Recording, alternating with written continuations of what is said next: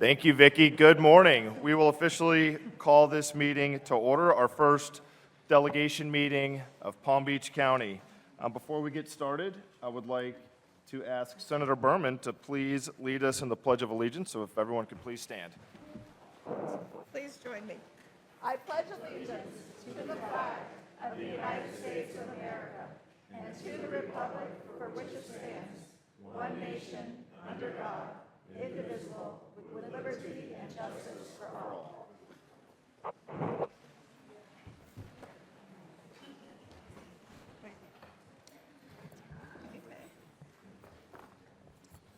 Well, again, good morning to all the members of the public, our local electeds, and really the backbone of our community that makes Palm Beach the special place that it is. But I must say that it's both an honor and a somber responsibility to kick us off this morning. I'm currently the vice chair of the delegation, and our chairman, Joe Casello, unfortunately, is no longer with us. It's with a heavy heart that I speak in the place of our late friend, who on July 18th of this year passed away by his loved ones. Today we gather not only to conduct the business of the delegation, but also to reflect on the absence of a dedicated public servant whose presence is deeply missed. Chairman Casello chose this very location as the site where he intended to pass his torch of leadership. Though we cannot hear the words he would have shared with us today, we honor his legacy by continuing the work he so passionately believed in. Allow me, please, to share some of the noteworthy accomplishments of an individual who exemplified the true spirit of public service, guided by a deep compassion for others and a genuine commitment to helping those in need. And as I read through this, I couldn't help but laugh a little bit. Joe had a fantastic sense of humor, and I think he would just be tickled pink to hear a Florida boy pronounce some of these Boston cities, but I'm going to give it my best shot. And so, Joe, this one is for you. Representative Joe Casello served as a Boynton Beach City Commissioner from 2013 through 2018, where he was appointed as the Vice Mayor and then elected to the Florida House of Representatives in 2018.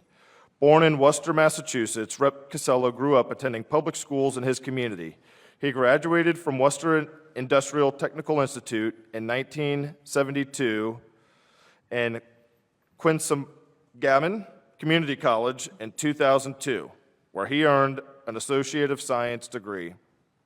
The son of a Navy World War II veteran, Rep. Casello honorably served as a non-commissioned officer in the United States Air Force in the early 1970s.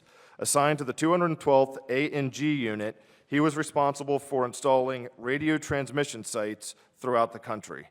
In 1974, he was appointed to the Worcester Fire Department, and 10 years later, he was promoted to lieutenant. Within the fire department, he served in many capacities, including as an arson investigator, working closely with the state's fire marshal's office and the Bureau of Alcohol, Tobacco, and Firearms. Rep. Casello was a business owner and licensed electrical contractor. He operated Casello Electrical Services, specializing in residential and commercial electrical design and installation. His civic engagement includes time spent on the board of directors of Palm Beach County League of Cities, as president of the Knollwood Homeowners Association, and as a member of the Palm Beach Sober Home Task Force, and also as the Municipal Retirees Association. He served on the board of trustees for JFK Hospital and volunteered with Feeding South Florida. Drawing on his past experiences as a firefighter and service in the Air Force, Joe was a strong and vocal champion for first responders, police, firefighters, and military, and our veterans. He sponsored legislation strengthening medical benefits for firefighters who contract cancer in the line of duty. And he also worked with his colleagues to pass a joint resolution allowing the surviving spouses of deceased, disabled veterans to continue claiming the same tax credits to which their family received before death. Representative Casello's impact endures through the lives he touched with his generosity, humor, and grace. And I can tell you why, while Joe didn't speak often in the chamber or in committees, when he did, everybody stopped and everybody listened because when he spoke, it really mattered and carried a tremendous amount of weight. We'll miss you, Joe. We're going to continue the work that you've started and make sure that we do not drop the baton of public service. At this time, members of the delegation, I know we've got a packed agenda, but this is extremely important. So if anybody would like to say a few words to honor our late friend, the floor is open. Senator Berman. Thank you, Mr. Chair. Joe took my seat, so I was really honored, and I couldn't have thought of a better person to take over my seat. He had integrity, and he stood by his principles. You heard a little bit about what he did in his business career, and I think he was extraordinarily proud of his business and legislative career. We brought a lot of bills together. One of the bills that we brought has a big impact, and I know he was proud of it. I'm always proud of it, and that's the Purple Alert. And that says that if someone who has a developmental disability who goes missing, the police can immediately start looking for that person. So it was my pleasure to work with him over the years, and he will truly be missed in Tallahassee. Thank you. Thank you. Senator Harrell, you're recognized. Thank you very much, Mr. Chairman, and I too would like to join the accolades for Joe. He and I, in a bipartisan way, sponsored several bills together, and he was my champion on Sevilla's law for pets who have been cremated, and I am going to do that. We're offering that bill again this year, and I just look forward to passing it in his name. He was a champion for animals as well. Thank you, Senator. Representative Tendrick, you're recognized. When I first met Joe about 10 years ago, I didn't even know he was an elected official. And then when he became a state representative, he wouldn't introduce himself as, "I'm State Representative Joe Costello."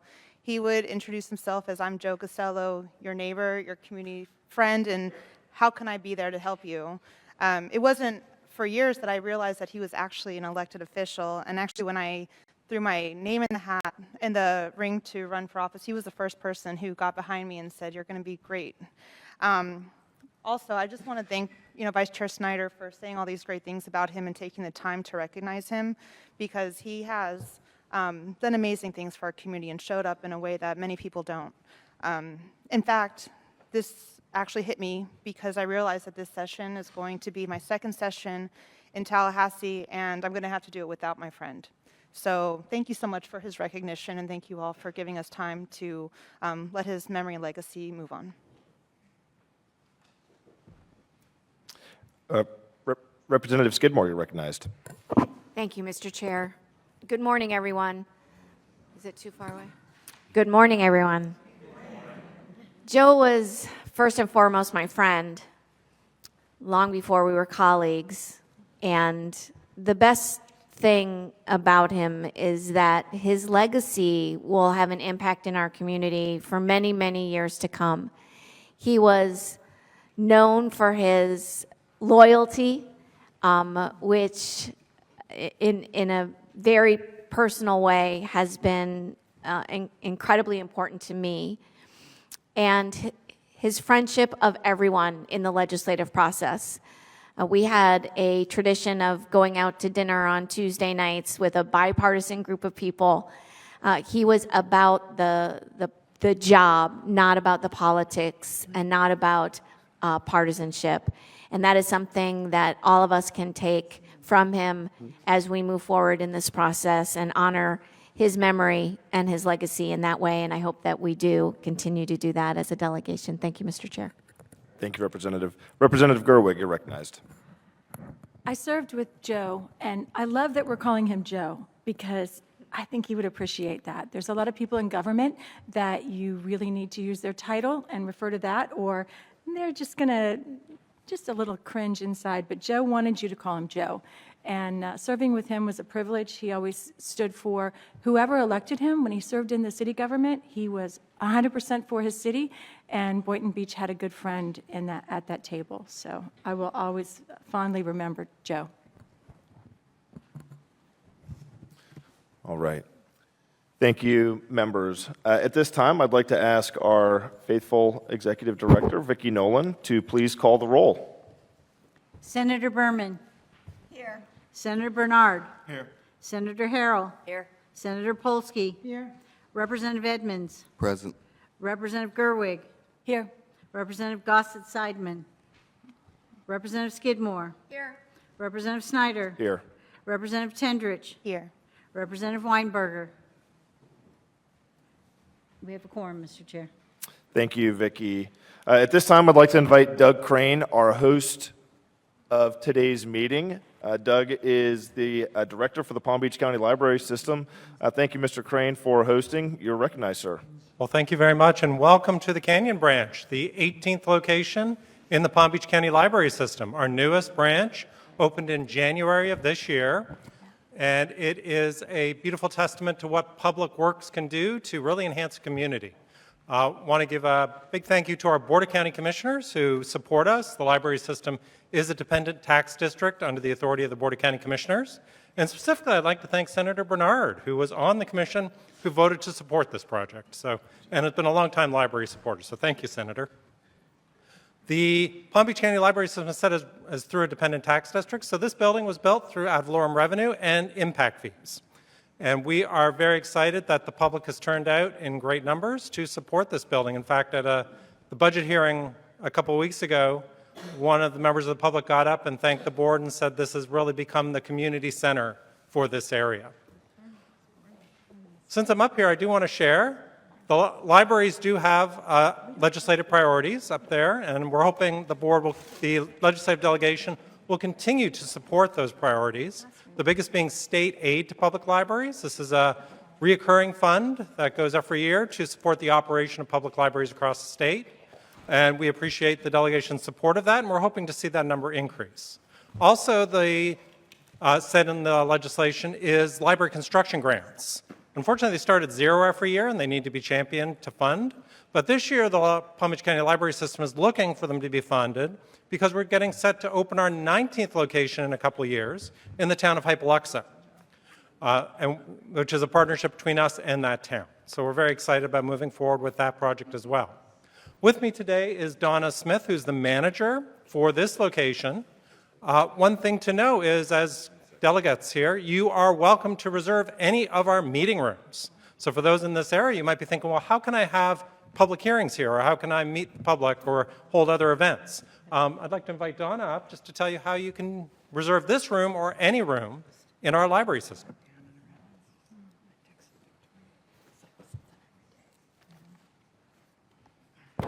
Thank you, Doug, and thank you, and welcome to the delegation and to guests. We're so excited to have you here at the Canyon Branch.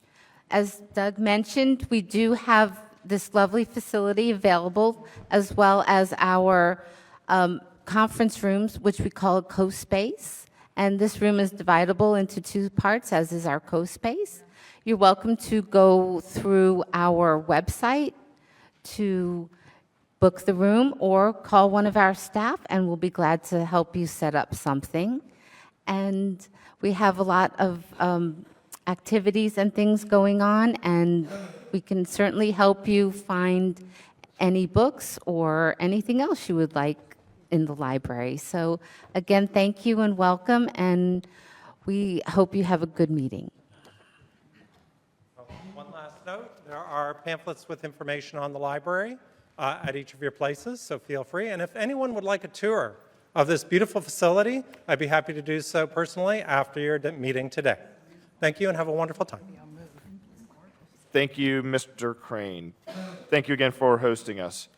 All right, moving into delegation business. According to the delegation's bylaws, the office of chairman and vice chairman shall alternate yearly between a Democratic and Republican member, and the election shall be by roll call with a majority of members present and voting.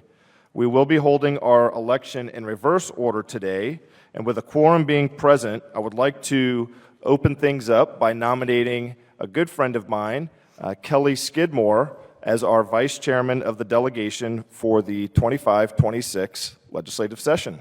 Now, second, Mr. Chair. Seeing a second on the floor, Vicky, please call the roll. Senator Berman. Yes. Senator Bernard. Yes. Senator Harrell. Yes. Senator Polsky. Yes. Representative Edmonds. Yes. Representative Gerwig. Yes. Representative Gossett-Seidman. Yes. Representative Skidmore. Yes. Oh. Representative Snyder. Yes. Representative Tendrich. Yes. She was elected in. Unanimous. Congratulations, Representative Skidmore. You are our vice chair of the delegation. And at this time, I'd like to turn the gavel over to our vice chair as we continue on moving through business. Thank you, Mr. Chair. At this point, I will open the floor for nominations for the office of Chair of the Palm Beach County Legislative Delegation. And I will nominate Representative Snyder. Mine's going to be a little bit longer, Representative Snyder. Members and senators, it is my pleasure to nominate Representative John Snyder to serve as chair of the Palm Beach County Legislative Delegation. While Representative Casello leaves us big shoes to fill, Rep. Snyder currently serves as Deputy Majority Leader and Chair of the Agriculture and Natural Resources Budget Subcommittee in the Florida House, where he has built a reputation for conducting well-run meetings and for his calm demeanor and humble attitude. He is, after all, a former Marine. I've had the honor of serving with Representative Snyder since we were both elected in 2020, but rarely does a person in this process have the unique opportunity to serve with both father and son. I was also privileged to serve in the same class as Representative Will Snyder, John's father, beginning in 2006. Representative Snyder and his family have a long history of serving their community, their state, and their nation, and will no doubt prove to be an exemplar, steward of Palm Beach County, its residents, and this legislative process. Any additional nominations?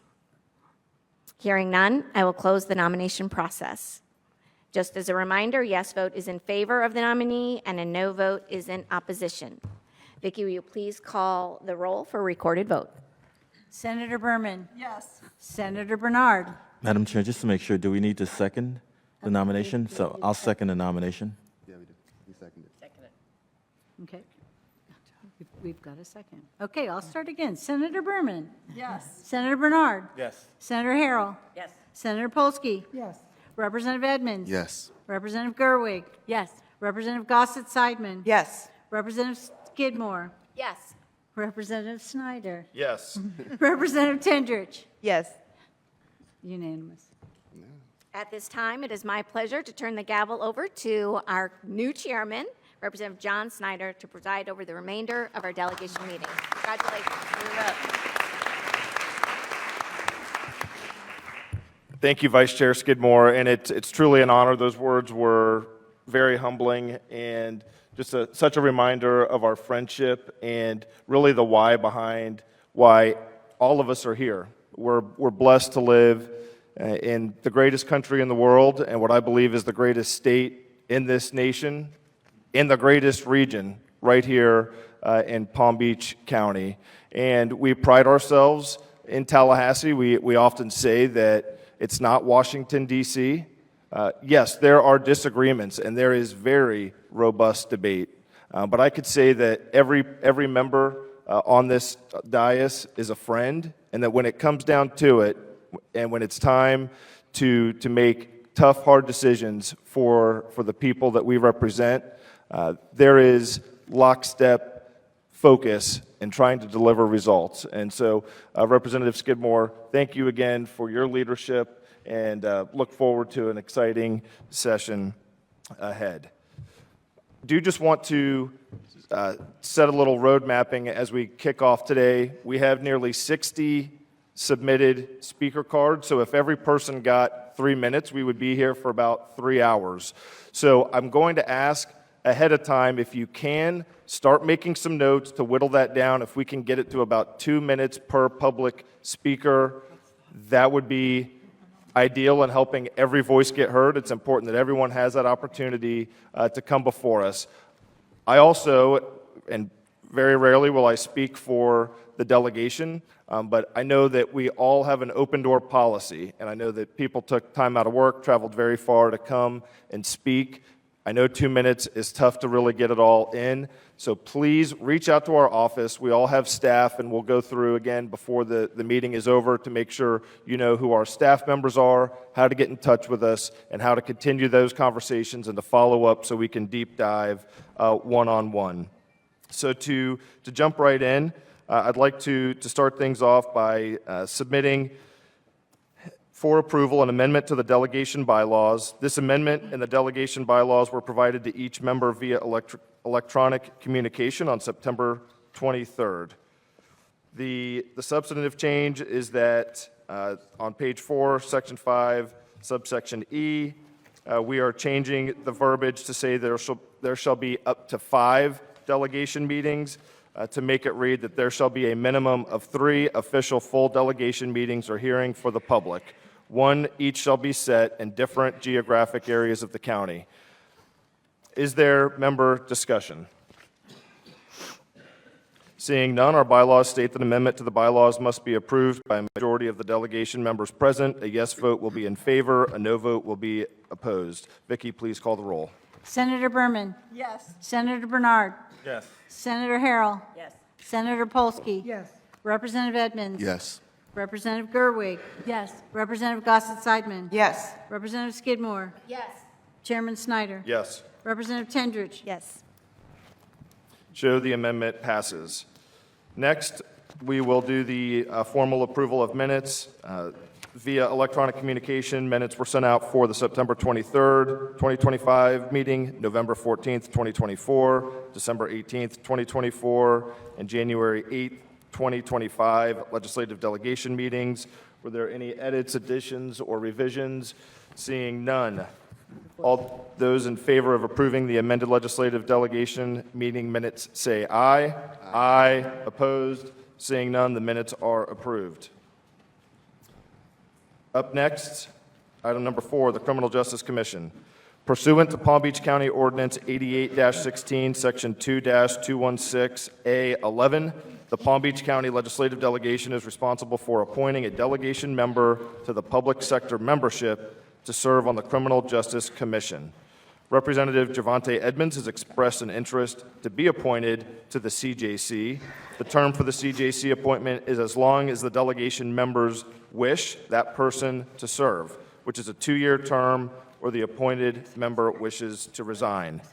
Criminal Justice Commission meetings are held on the 4th Monday of each month, excluding holidays, from 12 o'clock to 1 o'clock at the Career Source, Palm Beach County Boardroom on Belvedere Road. All those in favor of appointing Representative Javante Edmonds as the delegation appointee to the Criminal Justice Commission for a 2-year term, say aye. Aye. Opposed, nay. Seeing none. Congratulations, Representative Edmonds. Appreciate your service. Thank you for stepping up on that.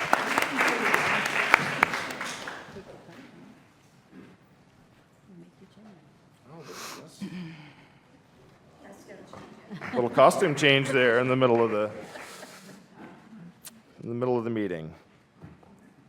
All right, we now are going to move Do we want to do member introductions or? into constitutional officers. Before we do that, I'd like to quickly, starting down at the end with Representative Gerwig, if you could please, just for the audience, introduce yourself, your district, and call out any staff that might be here today. Thank you. Representative Gerwig. Thank you. I am Representative Ann Gerwig. I serve District 93, which is part of unincorporated Palm Beach County, a little bit of what we call West Boynton. Sorry, thank you. And Wellington, and a little bit of Green Acres. So I'm proud to be here. Reed Ragsdale, I don't know where he ended up sitting. He's in the very back. He's my legislative aide, so he's here today with me. Kathy Adler is holding down the home fort there at the office. We're located at Forest Hill and Jog, very central to our district. So if anyone wants to meet, I'm available. Thank you. Good morning. My name is Lori Berman, and I am the senator in District 26. It's a very large geographic district. It takes in South Palm Beach County, goes from Boca Raton up to Boynton Beach and then heads west, takes in Wellington, and then goes out to the Glades and takes in Belle Glade and South Bay. I have, I believe, 3 staff members here. I have Brenda Bryant from Belle Glade, our Belle Glade office, Sophia Cabej, and Troy Grass. Thank you. Good morning. That's too loud. I'm Peggy Goss-Seidman, District 91 State House. This involves all of Boca Raton, West Boca, which is really the county, and Highland Beach. My aides are back at the office working hard. I've got a new aide on board yesterday, and Logan Slaughter is my legislative aide. Good to be here. Thank you. Pardon my lateness. I hit traffic. Bye. Good morning. My name is Mac Bernard, State Senator for District 24. District 24 starts in Palm Beach Gardens, and it goes all the way down to the High Paluxo line, basically from the ocean all the way down to different parts in terms of jog and turnpike. And my legislative aide, Devonique Taylor, is somewhere in the back, and she's really in charge of everything. And so if you need anything, please reach out to her. Thank you. Thank you. John Snyder, serving House District 86 since 2020, which covers parts of Martin County and the northern portion of Palm Beach, about down to Donald Ross. I have offices in Jupiter and Palm City, and the brains of the operation is Sarah Craven, my legislative aide, and we look forward to serving you. Thank you. Good morning, I'm Kelly Skidmore. I represent District 92, which is unincorporated portions of Palm Beach County in Boca Raton, Delray Beach, and Boynton Beach. With me today are my legislative aide, Dr. Gwen Gonzalez, and district aide, Amy Chamberlain. Good morning. I'm Gail Harrell. I represent in the Florida Senate, District 31, and it's a very large district. It includes about a third of St. Lucie County, all of Martin County, and the northern part of Palm Beach County, all the way down to PGA Boulevard, and then it kind of stair steps its way all the way down to Southern and out to the Glades. So it's a very large area, and I have with me today 2 of my aides, Karen Sweeney. Karen, stand up, raise your hand in the back. She handles all our policy endeavors. And then Carrie Lira, Carrie is back there also, thank you, Carrie. And she handles all our budget requests and financial items that come through the Senate. We also have in our district Ann Boldock, who handles all constituent services. We have an office in Stewart, but also in Jupiter, in the town hall in Jupiter. And we're happy to see anyone, anytime. So our door is always, always open. Thank you. Okay. Good morning, everybody. My name is Gervonta Edmonds, and I proudly serve District 88. District 88 covers Lake Park, Riviera Beach, West Palm Beach, Mangonia Park, and Royal Palm Beach. My team is in the office working, but I'm honored to be here. Thank you. Hello, that was loud. Tina Polsky, Senator from District 30. So I've lost a lot of Palm Beach County after redistricting, but I represent the southern half of Boca Raton, and then it goes into Northwest Broward. 7 cities there, well, 6 there plus Boca. I see Shana Cohen in the back. Is anyone else here? No. Okay. Well, I have a couple of others. So anyway, didn't want to leave anyone out. Thank you so much. My name is Deborah Tendrich, and I represent District 89. With me today is Joey Ippolit. He's my legislative aide. He's in the back. I also have Audrey Piedra, who's my district aide. I represent Central Palm Beach County, so Palm Springs, Green Acres, Lantana, Atlantis, West Palm, Cloud Lake, Lake Clark Shores, Glen Ridge, and both mixed between incorporated and unincorporated. I'm happy to be here today and look forward to continuing serving you. Thank you. Again, if there are any members of the public who do wish to address the delegation, if you've not already completed a comment card, please see Carrie-Anna Ingram, our delegation aide. So again, if you'd like to address and you have not filled out one of those comment cards, please do so. Also, just a quick announcement for the members. The local bill hearing will be held on Thursday, November 13th at the L Center of Excellence up in Jupiter. The deadline for submittal to the delegation office for all local bills is Monday, October 10th, 2025 at noon. If you have any local bill questions, please contact Vicki Nolan in the delegation office. At this time, we will move into hearing some comments from our constitutional officers. Up first, from the Palm Beach County Tax Collector's Office, Ms. Ann Gannon. Thank you for being here with us this morning. Ms. Gannon, you are recognized. Good morning. As a former House member and now the tax collector for the last 14 years, I have to say I love my job first.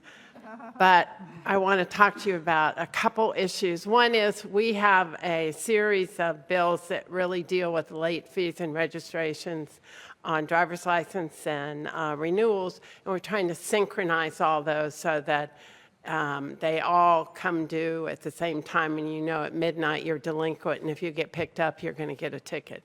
And so we're trying to fix the driver's license piece and the registration for your car, and a couple other, and I think there are two that are probably the most important. It's the law enforcement seized plate portal, where we as tax collectors can go and look at a license tag and see if it's been seized by law enforcement. Now it's very difficult to track those, and we need some assistance. So if you could help us with that, we would love that. And then we have a counterfeit license plate overlay prohibition. We have on our roads today, and we're working with law enforcement on this, the people who do a counterfeit, they do a cover over their license plate so you can't determine what it says. And it's very harmful to law enforcement, particularly if you're chasing that person down the road and can't figure out who they are. So there are about 6 of these kind of bills. They're pretty easy to support. So, but if there's an amendment added that you think is unfriendly, if you would call our office, either in Tallahassee or call me so that we can look at it. We watch these pretty closely. The other issue I wanted to talk with you about, of course, is property tax reform, and caution you that we have in our Constitution since the inception, 23 changes to the Florida Constitution on property tax. 19 of those, which has been done in the last 30 years, each one of them has an unintended consequence that we are now dealing with today. Whether you're a person who has a homestead, which I do, and I've owned this property since 1990, and I live in a historic district, my house is worth $1 million. Because of the homesteads and the value of my property when I purchased it, I pay $1,000 in taxes, in property taxes. Those are unintended consequences that are the result of previous amendments to our Constitution.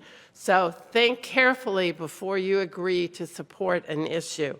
And I know there's some information that's circulating that alleges our budgets are not public information. They are public.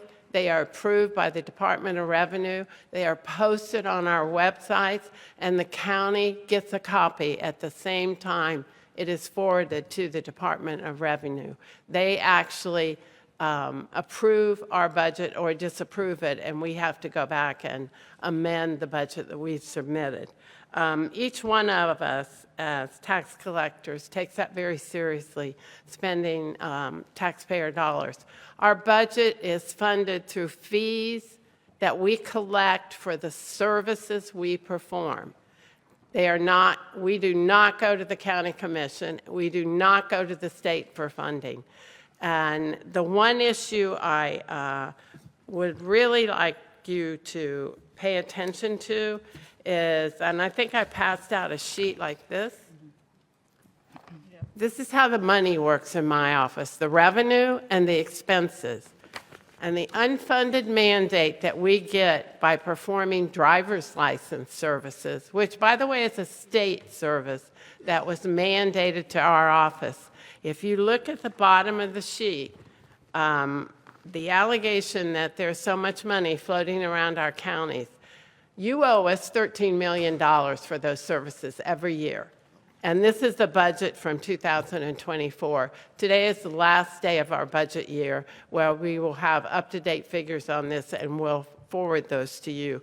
But do not believe that we do not publish our budget. And there are a couple things that are floating around. One is that we would give an additional homestead, or the people who really are suffering under our property tax laws are the people who move to our state and do not have homestead, and it has not been frozen at 3% for a number of years.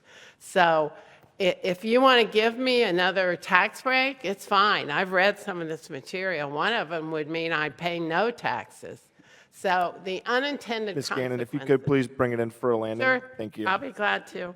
And the other issue that I wanted to bring up is our budgets. We are lumped together with all the constitutionals. As I said, our budget is funded a different way. If you look at the public safety budget in Palm Beach County, of the total monies collected, the public safety budget is about 54% of it. It is less, it's more than the county budget. So, as I said, if you have technical questions, the Department of Revenue, Jim Zagali, he is very knowledgeable. And if you did not serve on the Property Tax Committee, because I know he spent 3 hours doing testimony, I would suggest that you call his office and ask what the consequences are of doing an amendment that you can't project out, in my mind, 5 years, because you really need to look at a 20% or a 20-year projection. So I will leave it. Once again, there are two things I would look at if I were in your shoes. One is changing the discount on the property tax bill.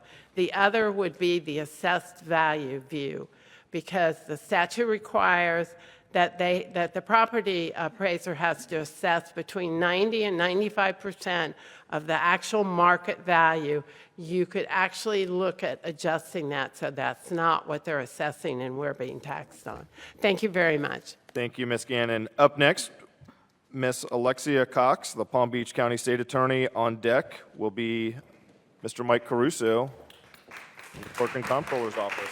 Ms. Cox, thank you for being here. You are recognized. Thank you. Good morning, everyone. This is my first opportunity to address the delegation as an elected official, so I'm proud and incredibly honored to stand here before you today to, first of all and foremost, thank you for the times that I've interacted with each of you, whether it was in Tallahassee, here locally, and since I've been in office, many of you have called or scheduled meetings with my office to not only hear what we're doing, but also discuss ways that we can partner together to increase public safety in Palm Beach County. Additionally, I want to thank you for the support of prosecutors because of the work that was done in Tallahassee and through your advocacy, whether it was amongst each other or with legislative leadership, we've been able to increase our starting salaries at the state attorney's office and also provide a little financial relief. And I know I've spoken with many of you about that, so I want to thank you for that. We're not quite there yet, but I think, with our working together and hearing what's going on in our office, we'll be able to increase public safety by also working more on the salaries and benefits package for prosecutors throughout the state. In addition to that, I've brought with me my Chief Assistant, Al Johnson, and we just want to give you a highlight of some of the legislative proposals that our office has been working on, just to let you know that we are all about increasing public safety, all about holding criminals accountable, and we need additional tools to be able to do so. So if it's okay, I would like to bring Mr. Johnson up just to give you a little preview. I would like to also let you know that we will be reaching out to you so that we can get your support on some of these ideas and bring them to our state prosecuting attorney association, and I'd love to be able to say that we have the support of our local delegation as it pertains to some of these ideas. And again, I look forward to your continued support, supporting our prosecutors and also protecting the rights of victims, holding these criminals accountable in our community, and making sure that we increase public safety across Palm Beach County. Thank you. Thank you. Mr. Johnson, you're recognized, and please, for the sake of time, if you could keep it high level for us. Thank you, sir. Good morning, Mr. Chair, members of the delegation. I know I'm on the clock, so I'm going to speed through just a couple of our priorities.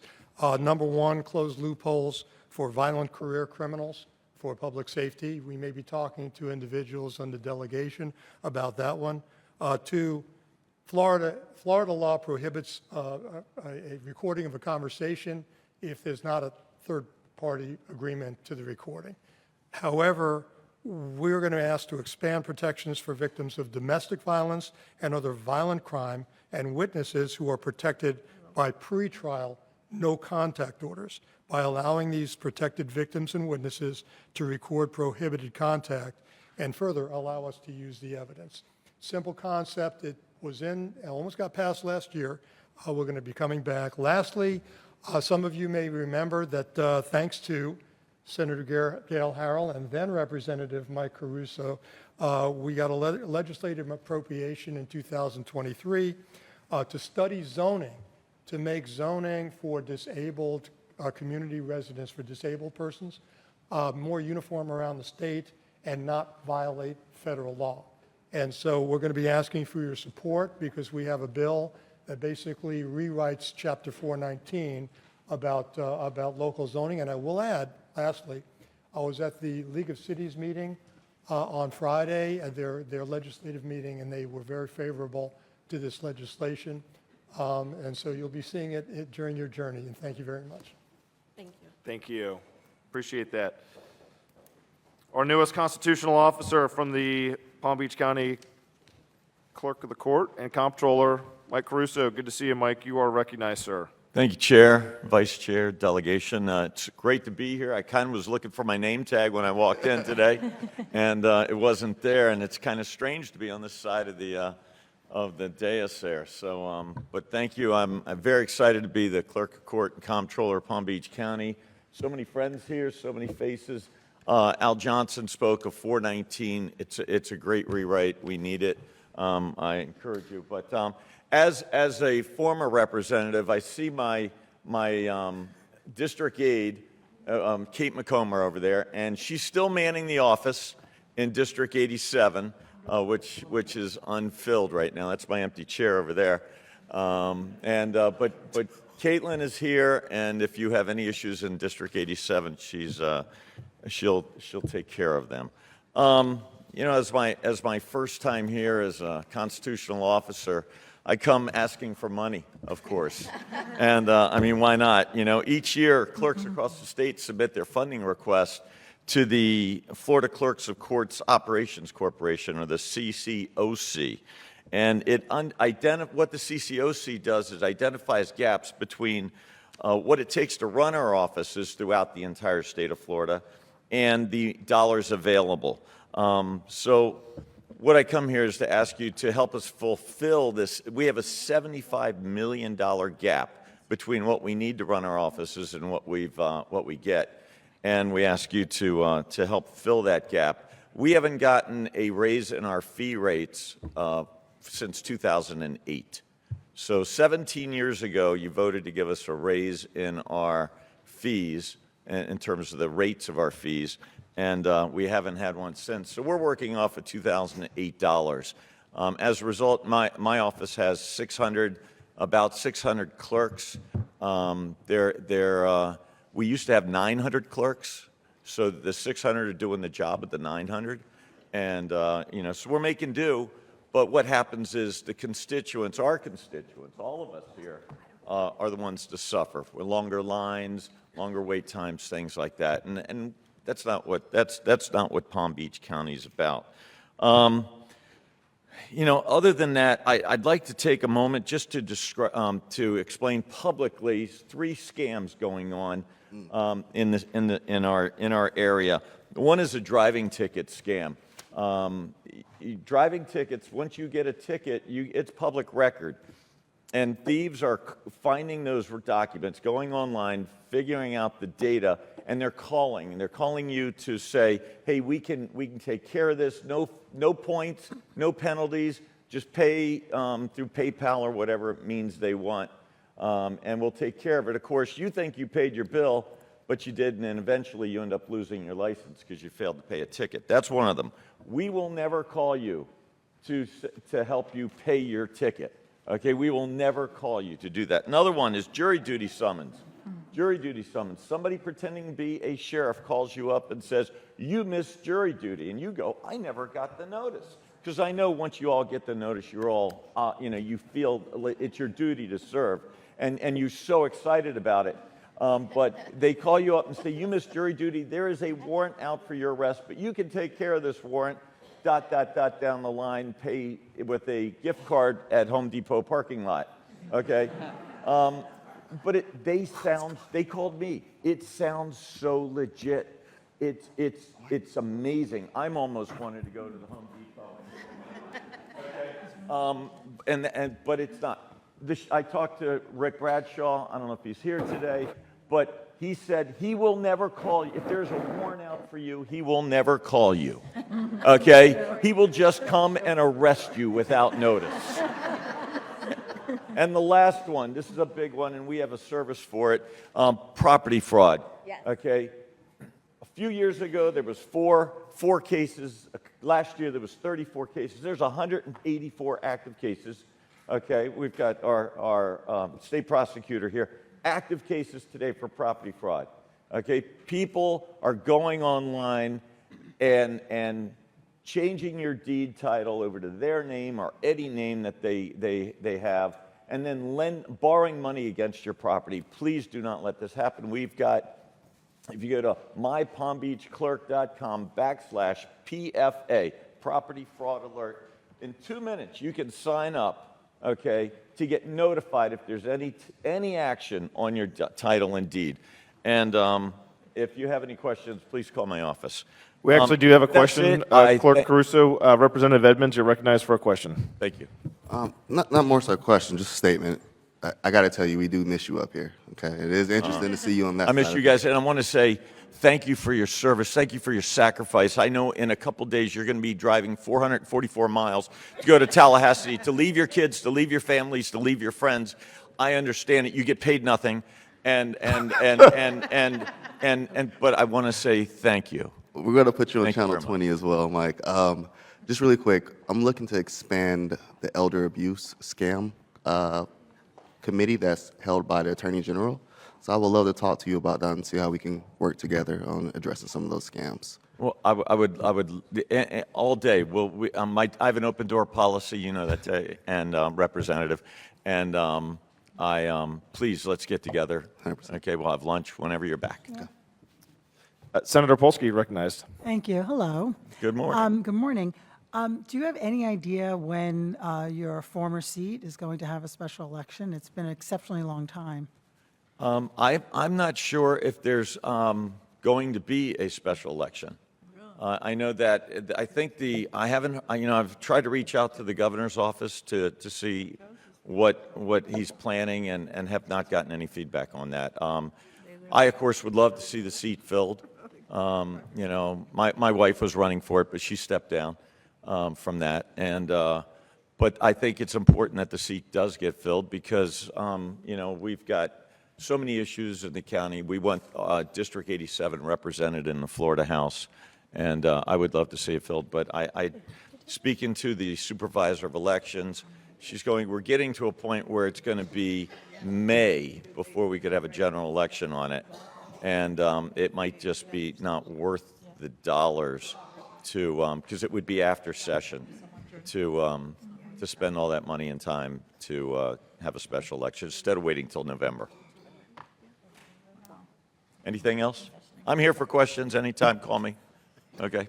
Thank you so much, Mr. Clerk. All right, as we move into our presenters, up first from the Florida Atlantic University, President Adam Hasner. Mr. Hasner, thank you for being here. On deck, we've got Roger Mashad. Sorry, scratch that. On deck, we have Ava Parker. Mr. Hasner, good morning, sir. You're recognized. Good morning, Chairman and members of the delegation. This, too, is my first opportunity to be on this side of the dais to present to the legislative delegation, which I was honored to serve as a part of from 2002 to 2010. Let me just first start by sharing my condolences with you all, with the Casello family. It is not easy to lose a fellow colleague during your time in the legislature, and so our thoughts and prayers go out to his family and his friends and supporters. I do want to just turn really quickly to say that it is often rare that I have something in common with Ann Gannon, but I can tell you that I love this job as being the president of our hometown university. And so it is an exciting time at Florida Atlantic University. I'm going to run through, in the interest of time, very quickly so that you all can have, I know you have an extended meeting today, but just a quick set of highlights during this past year from Florida Atlantic University. We were designated an R1 research institution, a top-tier research institution in the country, one of only 200 R1 universities in the entire country. We were designated as one of only 21 universities in the entire country to have the top-tier R1 designation, along with the Opportunity University designation for our role in providing access and providing higher earnings for our graduates after graduation. And that shows our dual mission as a university of having an impact in discovery as well as having an impact in being an engine of social mobility and changing lives, with 35% of our students at Florida Atlantic, 32,000 students now, 35% of our undergraduates are first in their family to go to college. 40% are lower income Pell eligible, and so we take this role of being an engine of social mobility very seriously. Another major designation, Washington Monthly Magazine ranked us as the number 39 university in the country for value for tuition and tax dollars, and they called us the greatest success story in American higher education, just to show you what an impact we are having right here in our region. And then many of you are aware, perhaps some in the audience are not, but just this week, for the first time ever in Florida Atlantic's 60-year history, we just became ranked one of the top 100 public universities in the country by U.S. News and World Report. In that same ranking, we were also ranked number 30 for public and private universities in social mobility, going back to that mission of changing lives. Most importantly, I would tell you that we don't chase rankings at the university, we pursue results. And I think everybody who's a part of FAU knows we are just getting started. And so I just want to share with you quickly 4 legislative priorities for the 2026 legislative session. I want to thank all of you for the support. We're constructing a multidisciplinary health services building to help us grow our College of Medicine, help us grow our College of Nursing, integrate our School of Social Work. It's part of clinical research as well as growing the 2 programs. Last year, we received $10 million from the legislature. Special thanks to Chairman Harrell for that support in the PICO budget. This year, the building itself is going to cost approximately $110 million. A good portion of that is going to be philanthropy. So we're coming back this year to ask for the full $70 million, the remaining $70 million of the $80 million of state funding, so that we can move with purpose and move quickly to get this building constructed so that we can grow our programs to help address the doctor shortage and the nursing shortage here in our region. I want to thank Senator Berman and Representatives Gossett-Seidman for their support and leadership on this issue.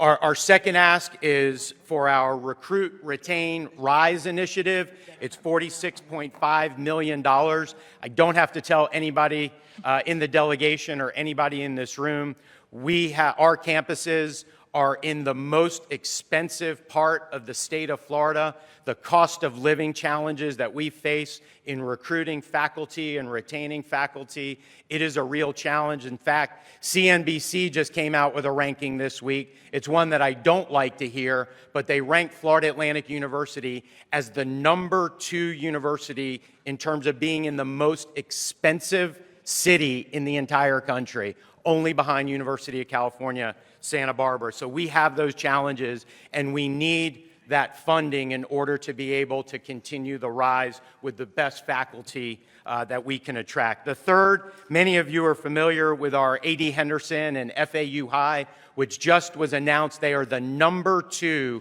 K-12 K-12 school in the entire country. We are so proud of what A.D. Henderson is doing. Last year, we're thankful for the $2 million in non-recurring that we received for the Center for Educational Strategy. That allows our educators at A.D. Henderson and FAU High to train teachers and administrators from all over the state of Florida. And so the $2 million that we're asking for again this year, and Chairman Snyder, thank you for taking the leadership on that. That money benefits not just us regionally, but it benefits the entire state in helping to take that type of innovative educational programming and training teachers and administrators throughout the state of Florida. And then finally, our ask is for $5.3 million in recurring funding for our Office of Ocean Economy, which Representative Skidmore, thank you for, I love the enthusiasm, but thank you for your support, and thank you for leading the effort to get the Office of Ocean Economy housed at Florida Atlantic University. And so this, we just actually released our first annual report. This funding would allow us to have more stability in terms of continuing to demonstrate how important the ocean economy is to the state of Florida across so many different areas. And so I will just close by saying I'm so excited about the momentum that we have at Florida Atlantic University. We are ready to accelerate. We're looking forward to being in Tallahassee for FAU Days on October 14th. We would invite you all to be a part of it. My team is here today, Ryan Britton, who I know you all know, Camilla McCulchuk, who is here as well. They do a fantastic job in their advocacy on behalf of our university. And I just want to thank you all for your leadership. I want to thank you all for your partnership, for our county, everything that you do, and more importantly, for all your support for our hometown university. Go Owls. Thank you, President Hasner. Up next, we have from Palm Beach State College, Dr. Ava Parker on deck, Roger Mashad, followed by Catherine Cabenzon. Dr. Parker, good morning. Thanks for being here. You're recognized. Good morning. I promise you 2 minutes. But I'll take 5 seconds to say so happy to be a partner with Adam and the great things we're doing at FAU. Next slide, please. Thank you so much. You guys have been so supportive of us. Thank you so much for the $25 million plus for the Dental and Health Innovation Building that was recently opened. If you missed the grand opening, please come and see us. It's a great building. Secondly, just last session, you were fabulous in that you supported our Emergency Response Training Center. Big shout out to Senator Harrell, as well as Representative Weinberger for her support of that particular project. And that will be opening soon, so please come out and support us for that opening. Well, not soon, but we're going to get it going, and parts of it will be open. And please come out and see us because it's going to serve the whole state. For this year, we're looking to remodel the Boca Raton AD building. This facility is on our Boca Raton campus. It's been there since 1992. It's co-located with FAU. We serve over 10,000 students there. This remodel is important because it's going to provide safety and security. It's only about $5.7 million, peanuts compared to what FAU is asking for, only $5.7 million because it's an existing building. Everything Adams asked for is very important. But this is a major emphasis on safety and security. It's so important because of the number of students that we serve there. Next slide, please. The next thing is construction trades at Palm Beach Gardens campus. We understand that it's so important that we have a strong workforce in Palm Beach County. We're seeking $5.5 million for a permanent facility on the Palm Beach Gardens campus, understanding that at our 5 locations, it's important to have construction and trades available for everyone, and really looking for your support because we understand that as we have new jobs, as we have new opportunities, that this new construction and technology services program, which is an AS degree with 6 stackable credentials, is very important to the success of our county. Next slide is a transportation program. This is an expansion of our automotive program to actually add EV and alternative fuels to an existing program, which is $2.2 million. God dog it, 4 seconds. Next slide, please. And then these all matter because construction, transportation, these programs are a proactive response to so many of the needs that we have in the county, and we need your support in order for us to get that done. Next slide, please. The Florida college system is also going to be coming to you. I want you to know that we're looking for an increase of our budget because we have a 7.2% increase in our population of students. Also, we'll be looking for support of maintenance and repair of over $100 million. Next slide, please. Forget this. This is a video we're going to do, but we're going to send it to you via email because we know how important it is for us to get out of here. But I do want to make sure you're invited, know that you're invited to a legislative reception during committee week between November 4 and 5, and you get information about that as well. That was fast. Record speed. I love that. Go Panthers. We appreciate Go you. Panthers. Yeah, Thank go you, Panthers. Dr. Parker. We so There we go. appreciate you. Up next from the town of Lake Park, Mayor Richard Reed. In town, well, we've got Roger Mashad. Good to see you, sir. Thank you. Followed by Catherine Cabenzon and Linda Smith. Thank you. Thank you, Mr. Chair. On behalf of our mayor, Mr. Mashad, and our town commission, we want to say thank you for this opportunity. We want to say congratulations to the chair and the vice chair for your new roles, but we also want to say thank you to our representatives, Senator Bernard, who I've known for a number of years, and it's great to see you. And of course, Representative Edmonds, thank you both for your service. Thank you all for your service and what you do for our communities. Don't forget, we got 2 minutes. Oh, sorry. The mayor put me up here first so I can ask for the money. So did want to ask and the delegation to consider funding support for all of the Lake Worth Lagoon initiative projects. There were 7 projects this year, all county projects, and the town of Lake Park is one of them. This will help to remove contaminants from the lagoon, which is critical for us and our continued tourism and growth in our communities. 2 appropriation requests that we're preparing to provide to you all. One is for septic to sewer project. We've received funding and support from that in the past. It's a 3-phase project for us. We're asking for funding in phase 2 and 3. This is to help remove a number of commercial customers as well as our public works facility from septic and move them into a sanitary sewer project. And of course, a number of environmental benefits for that as well. And then finally, a oval about project. Instead of a roundabout project, this is an oval about. There are 5 roadways that come into an intersection. It's been very dangerous, very in a real need. There was funding approved in this year's budget. However, it was removed by the governor. So we're asking for support for that again in the upcoming year. It's critical for us. It's right outside of our CRA area or inside of our CRA area, right outside of our main downtown area. And it's really, really important for us to help. So thank you. Mayor, please go ahead. Give us 30 seconds if you could. Okay. Thanks for being here. Thank you. He monopolized my time, but good town manager. no, I'm just right here there. to wonderful town manager. Just our legislative priorities that we have. Of course, the number one is property taxes. As a small town, it affects us dearly. Just to read you something real quick, the town of Lake Park, as well as other local governments in Palm Beach County and other around the state, would lose an estimated $18.5 billion in local budgets, and that's according to Florida Policy Institute. For us, that affects our capital improvements, our police and fire, which is our biggest budget item. Let me repeat that. That's our biggest budget item, which is police and fire. Shifting the tax burden would constrain us tremendously as a small city. It would negatively affect our schools as well as our funding allocations. Another thing would be Senate Bill 180, where it prevents us from enacting changes to our comprehensive plans and land development regulations that may preserve and protect our natural resources, as well as also in the topic of CRAs, we need CRAs. We need CRAs. That funding goes into a constrained area, and for the obvious reasons, slum and blight, as well as ensure locally generated funding is supported within the CRAs as well. And again, I can't stress enough home rule. We know our communities.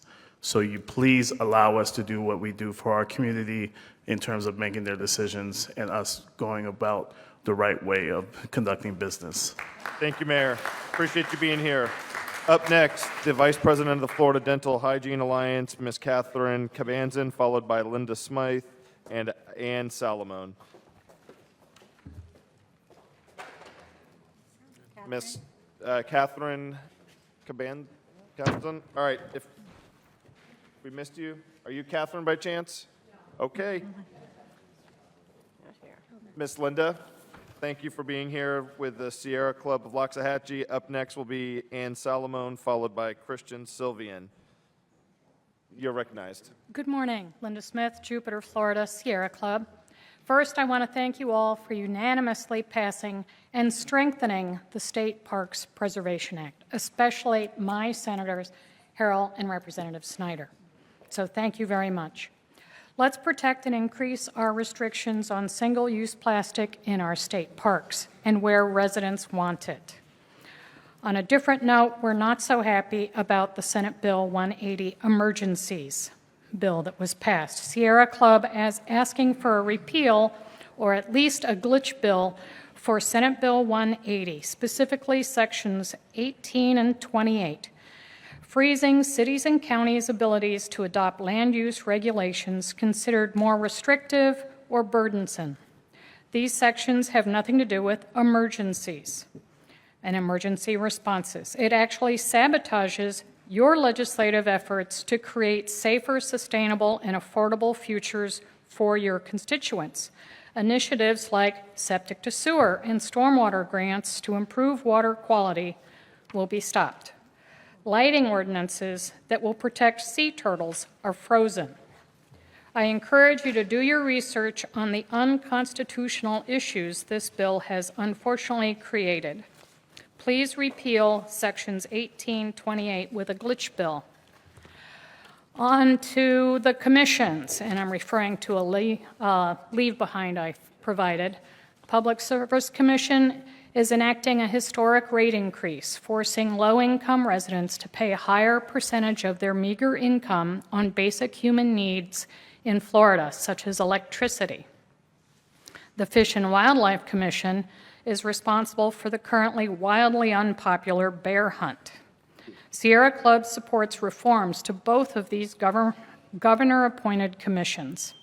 And finally, on incinerators, they are expensive and create more harm to the environment and human health than landfills. Landfills are not the final answer. We need to reduce the non-recyclable, non-compostable waste. Zero waste, or close as possible. Thank you for your time. Thank you, Ms. Smith. Up next, Ann Salamone, followed by Christian Sylvian, then Marty Rock. Ms. Salamone, thank you for being here. You are recognized. Okay, thank you, and it's a pleasure to see you all here. Okay, so my commentary today is in service to you as well as to the community. The number of people labeled as sex offenders in Florida has grown dramatically because Florida has created scores of new sexual offenses, many of which are not offenses in other states or other countries. In 1994, when the sex offender registry originated, only people who raped and physically hurt others were on the registry. Now people are on the registry who were trying at home to help their autistic child who was inappropriately touching someone, and they delayed going to therapy. Now both parent and child are on the registry. People who inadvertently or out of curiosity clicked on a sex advertisement or Twitter set and didn't delete it. People who met someone and had consensual sex or petting, only to find out he or she was a minor. People who were lonely and responded to a sting operation thinking they'd finally found someone who really cared about them, only to be arrested by a SWAT team. People who texted friends sexy images. This is middle schoolers and high schoolers. People who unwittingly committed a sexual offense, an early sign of certain dementias.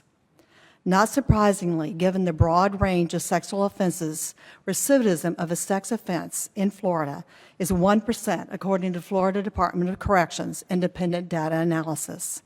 Many people labeled as sex offenders didn't intend to break the law, and/or sex was not the driving motivation. The vilification of sex offenders should be recognized as an effort to distract law enforcement. What can we do? Understand that many people labeled as sex offenders are good people that want to support their families, help others, and give to their communities. And secondly, please allow law enforcement to focus on high-risk cases and offenses. Thank you. Thank you, Ms. Salamone. Up next, Christian Sylvian, the CEO, Path to College, followed by Marty Rock, then Jackie Bone. Hello, everyone. My name is Christine Sylvain. I'm the CEO and founder of Path to College.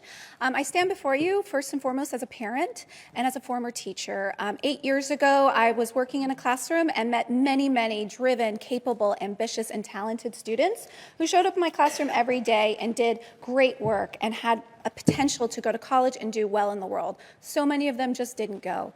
Overwhelmed by family responsibilities, struggles at home, challenges, parents not home. Many of these students just didn't have the opportunities and the know-how and, most importantly, the support to launch into college and career programs, thereby holding their entire communities back, families first.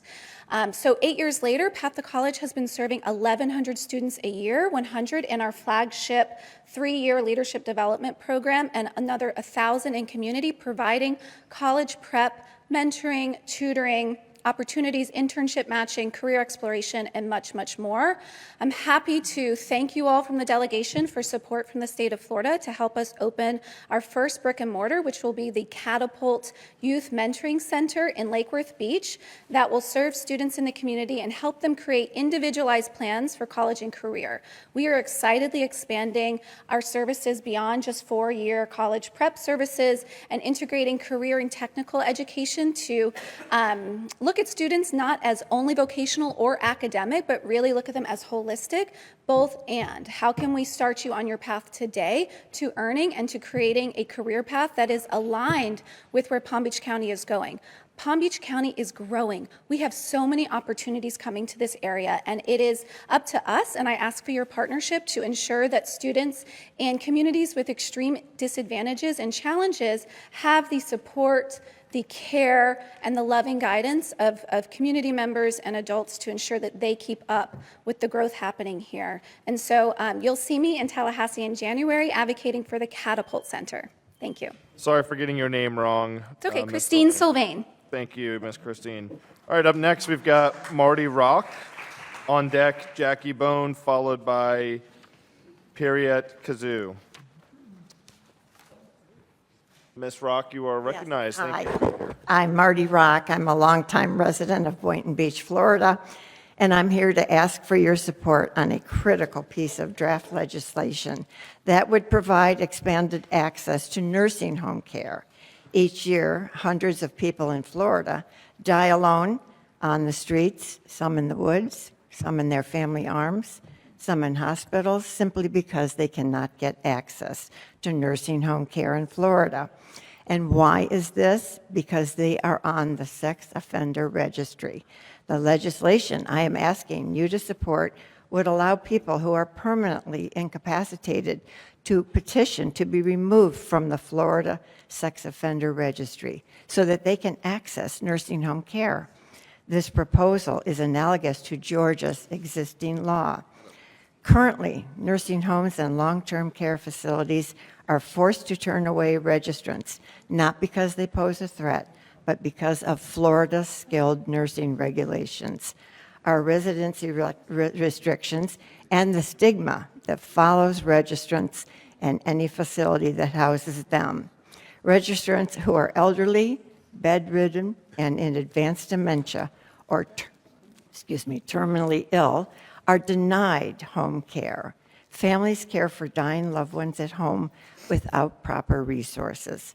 Hospitals keep patients for weeks or months due to Florida nursing home availability.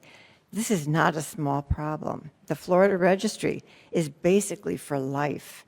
Hence, our registrants are rapidly becoming elderly. This year, there are almost 7,000 registrants that are 65 and older. 906 are over 80. More than 150 formal requests for long-term care are made each year from hospitals, hospice facilities, prisons, probation officers, family members, and landlords. This proposal to create FS 943.04355 allows our resources for the sex offender registry to focus on higher risk individuals and not on people who are permanently incapacitated, needing nursing home care or residential care facilities for the elder. Thank you very much. Thank you, Ms. Rock. Up next, from the Guardian Ad Litem Office, the Circuit Director, Ms. Jackie Bone, followed by Perriette Cazot, then Daniel Lashansky. Ms. Bone, you're recognized. Thank you. Good morning. I'm Jackie Bone, the Circuit Director for the Guardian Ad Litem Office. We're appointed to represent children that are abused, abandoned, or neglected in the court system and in the community. Every child is appointed a Guardian Ad Litem at the time that they are sheltered. And if possible, we also have a child welfare professional and a pro bono attorney or a community volunteer also assists us when we can identify one. In 2024, we represented over 31,000 children across the state of Florida. We appeared in almost 500 dependency appeals that same year, and of the decisions rendered, we prevailed in 98% of them. I'm going to cut this to the chase. While we are grateful for your help in the past sessions, we're going to continue asking for your support in continued sessions. We anticipate requesting salary adjustments in the upcoming budget. Our staff salaries have not kept pace, and we continue to stretch and try to keep people that have moved on to other agencies. We also seek increased budget authority to allow our office to draw down additional Title IV funds.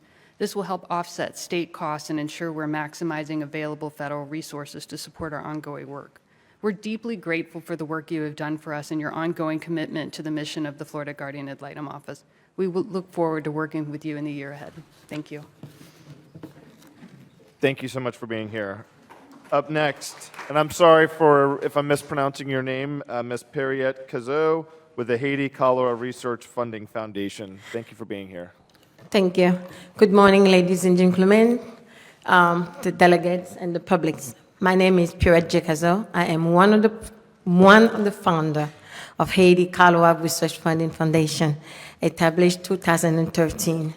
Before I begin, I need to say grateful thanks to the following: the state of California, the state of New Jersey, the state of Washington, D.C., the state of Texas, OCC for PNC, TD Bank, Wells Fargo, Bank of America, the state of Pennsylvania, who guide us and lead us to Ethic U.S. Congress, to United States Ethic Congress Committee. With that in hand, we have submitted every single possible document to help our case against one particular person and the rest of it. As Mayor Master said, only one person could do a rally, make everybody follow you. So we did. My husband and myself, we both completed an application with the court to support a document. We say many thanks to Department of Health, DHS, Department of Homeland Security. A grateful thanks to former Senator Marco Rubio, who currently the U.S. State Department. With their support, as it is today, our foundation cannot be connected to any U.S. Congress bill related to Haiti. As in the application, we also informed the government that my name was connected to fraud, human trafficking, the visa for humanitarian Biden, as well as gain. I brought document after document after document. As you could know, I also have, each of you is supposed to have my public research, the article that informed the people that we eradicate cholera and represented it. We also file a complaint to United Nations. We revoke the accreditation for Geneva. Once again, thank you for having me, and then thank you all. Thank you. Up next, with the Floridians for National Popular Vote, the district chair, Mr. Daniel Lashansky. On deck, Susan Cabrera, followed by Karen Harwood. Mr. Lashansky, thanks for being here. You're recognized. Good morning. Thank you very much. Two good things. One is I'm not asking for money, and I will be brief. So I'm a member of the Floridians for National Popular Vote.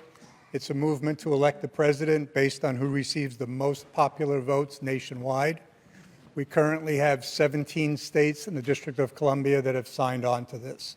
I'm here simply to thank those of you that have co-sponsored in the past. I love to see your faces and your smiles. Thank you very much. Those in the House, Mike Gottlieb already introduced the bill. It's House Bill 57. It was just introduced or just received the number yesterday.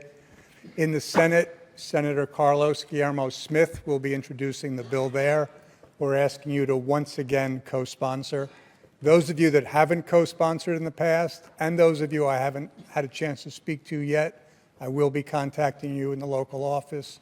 Hopefully we'll have a chance to speak. And finally, I just want to thank you for the jobs you do. It's rewarding to be a public servant, but not always easy. Thank you very much. Thank you, sir. Appreciate you helping us get back on schedule. Up next, the Housing Leadership Council of Palm Beach County, the president and CEO, Ms. Susan Cabrera, followed by Karen Harwood, then Patrick Cannon. Good morning. Or Good morning. afternoon. Well, I guess it's still good morning. Yeah. You're recognized.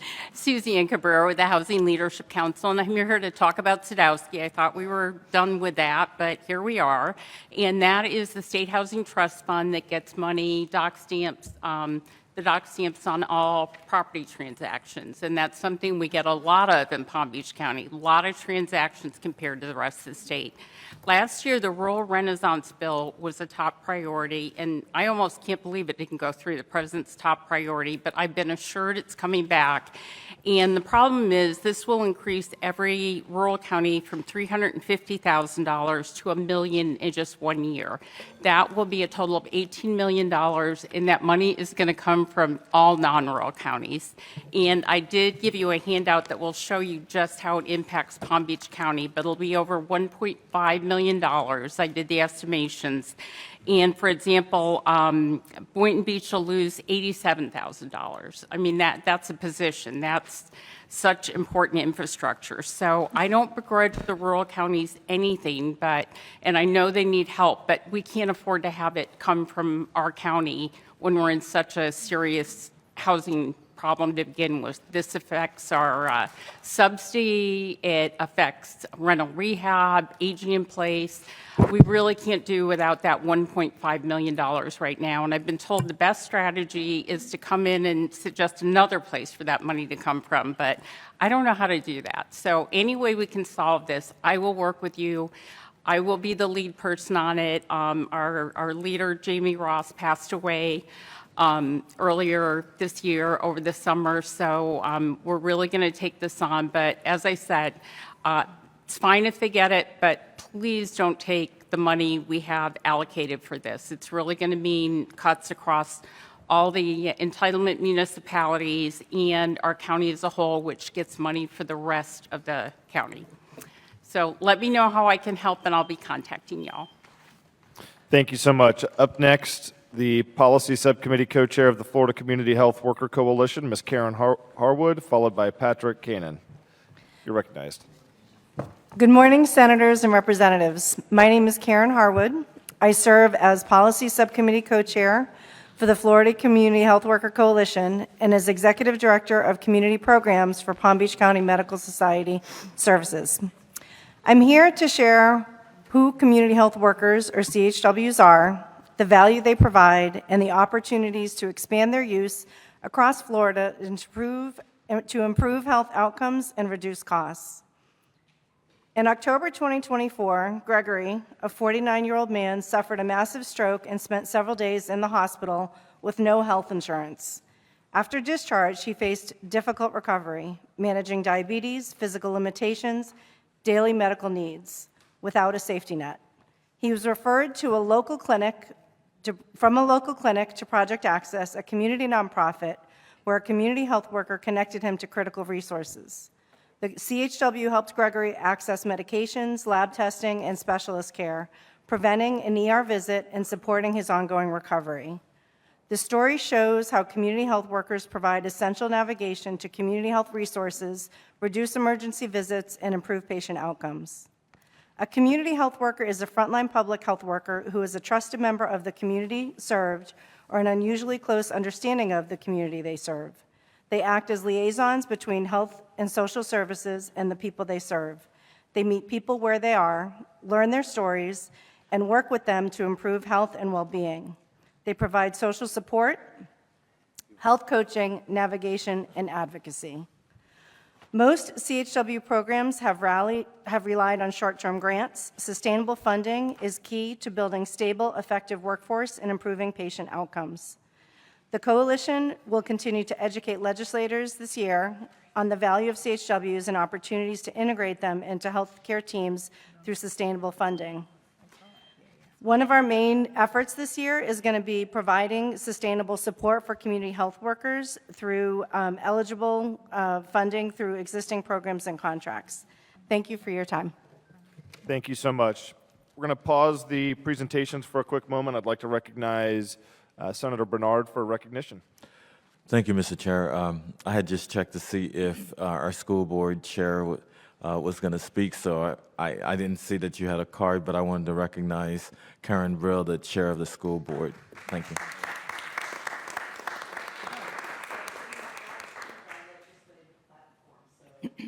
Oh, that's why.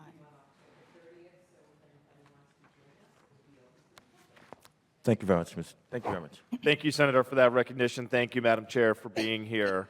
All right, we accidentally had skipped over Ms. Tara Evans with the ARC of Palm Beach County. So, Ms. Evans, you are recognized, followed by Patrick Kanan, then Tara Ockler. Hi, you should have in your packet the ARC of Florida legislative platform that we submitted. Thank you for allowing me to speak today. My name is Tara Evans. I'm an advocate for the ARC of Palm Beach County, a nonprofit which provides services for those with developmental disabilities. I'm also the parent of a daughter with cerebral palsy. She is one of the lucky ones to be receiving services from the iBudget waiver. Currently, there's over 22,000 disabled Floridians on the wait list for services. Yet at the end of the last fiscal year, APD handed back $360 million. Had they been used, would have triggered a $520 million federal match, totaling over $880 million, which could have helped remove many people off of the wait list. Currently, direct support professionals who work with our disabled population, assisting them with eating, bathing, and toileting, receive a reimbursement rate from the state of Florida at $15 an hour. You can get a job at Aldi, Target, and Starbucks for more than that, and you don't have to lift a person. At the ARC of Palm Beach, the starting DSP rate is $17.50, and they must pass a Level 2 background check. The ARC must fundraise to pay this rate difference. Today, the state minimum wage rate increased, yet there's no rate increase for DSPs. Last year, APD asked for more employees for their agency and a pay increase for their employees. The actual providers of services in this state were not asked if they needed anything, so there was no increase for providers. This year, we desperately need a provider rate adjustment for DSPs to stay competitive. Current group home providers, who are largely nonprofit agencies, are being bombarded by increases for prices for gas, food, health insurance, property insurance, as well as maintaining their aging facilities. Many residents across the state were wrongfully disenrolled from Medicaid during the unwind, and many providers still haven't been fully compensated for continuing to provide services during this time. The ARC of Palm Beach recently closed a group home in Delray Beach due to the extensive repairs it needed, along with additional costs which the Delray Preservation Board added on in order to maintain the original facade. So currently, government offers no money towards group home maintenance, so now there's 8 less group home residents in Delray Beach. The ARC operates several group homes serving 43 residents, which ran a $750,000 deficit last year. Another vital program that runs at a deficit is adult day training. There's Everything is on the platform. Honestly, I think the solution is for this extremely vulnerable special needs population to be included in a social services estimating conference. This would have the benefit of exact information provided for budgetary purposes. Please help us reach this goal. Thank you. Thank you for being here. Up next, we'll hear from Patrick Kanan with the Florida Department of Elder Affairs Ombudsman Program, followed by Tara Ockler, then Vivian DeMille. Mr. Kanan, thank you for being here. Good morning, Chairman Snyder and delegates. My name is Patrick Kanan. I'm a volunteer with the Florida Long-Term Care Ombudsman Program. Our volunteers visit nursing homes and assisted living facilities throughout the county on a regular basis and advocate for the residents to ensure that their rights are respected and their needs are fulfilled. We also respond to complaints. Our services are explained in a pamphlet that has been distributed to all of you by your staff. The Ombudsman Program was established nationwide in 1965 when U.S. Congress passed the Older Americans Act. It was in reaction to widespread adverse reports in nursing homes. A few years later, the state of Florida established the Ombudsman program under the Department of Elder Affairs. Today in Palm Beach County, there are 54 nursing homes and a total of 195 assisted living facilities with a total of 16,002 beds for elderly citizens. Their needs are complex, and they're typically combined with physical disabilities or mental health issues and a shortage of healthcare staff. Let me give you some examples of the things that we face. A facility recently experienced multiple incidents of a resident with dementia walking out and going into the neighborhood and being lost, in one case found later by the police. The facility noted that the fire department approved the exits that they had, but they didn't take into consideration the special needs and peculiarities of a memory care unit. Also, an ombudsman helped a resident who wasn't getting her antibiotics for one reason or another. In another case, a resident required assistance while walking, but was left unattended in the bathroom. She fell and required stitches, and nobody responded to her call bell. In each of these cases, the ombudsman made a difference. The needs of all elderly residents are important, but they will not be met if our funding is not continued. We're talking about 0.001% of the state budget, of course, which is a very important thing and 100% worthy of your attention. Thank you for listening today. Thank you, sir, for being here. Up next, the Chief Operating Officer for Habitat for Humanity of Greater Palm Beach County, Ms. Tara Ockler, followed by Vivian DeMille, then Heidi Perry. Good morning, Chair and members of the Palm Beach County Delegation. I want to start by thanking our Senator Polsky and House Representative Snyder for this year's appropriations for Habitat for Humanity of Greater Palm Beach County. I'm actually Julia Murphy, Chief Advancement Officer, so we had an accident this morning, but either way, it's all good, right? This year, we have been serving more veterans than ever before, and we're coming forth to ask you to continue to support that. Schneider, as a Marine, you understand those who serve need our help. We are continuously having a housing crisis here in Palm Beach County. It's more detrimental than ever. Habitat does not only build homes, we repair current structures.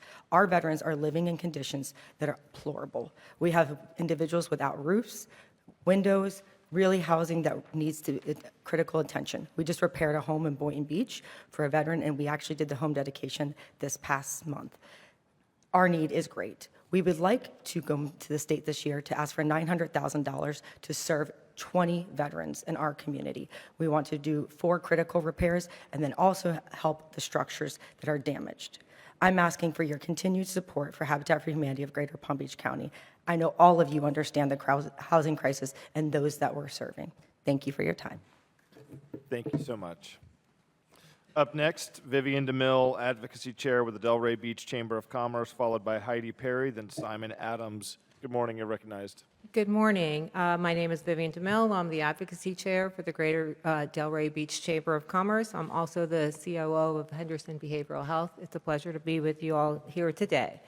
I'm going to talk to you about some of the needs identified by our chamber members. We recently surveyed them. We survey them every year to identify the most important needs of our community, and the results of our survey showed the 3 most important needs, and they've been ongoing, but reinforced again this year, that we continue to face in our community is affordable housing, workforce development, and homeowners insurance. With affordable housing, we keep hearing stories of our members talking about folks leaving, essential workers, nurses, firefighters, educators leaving our community to go north to Port St. Lucie or out of state to find their first home.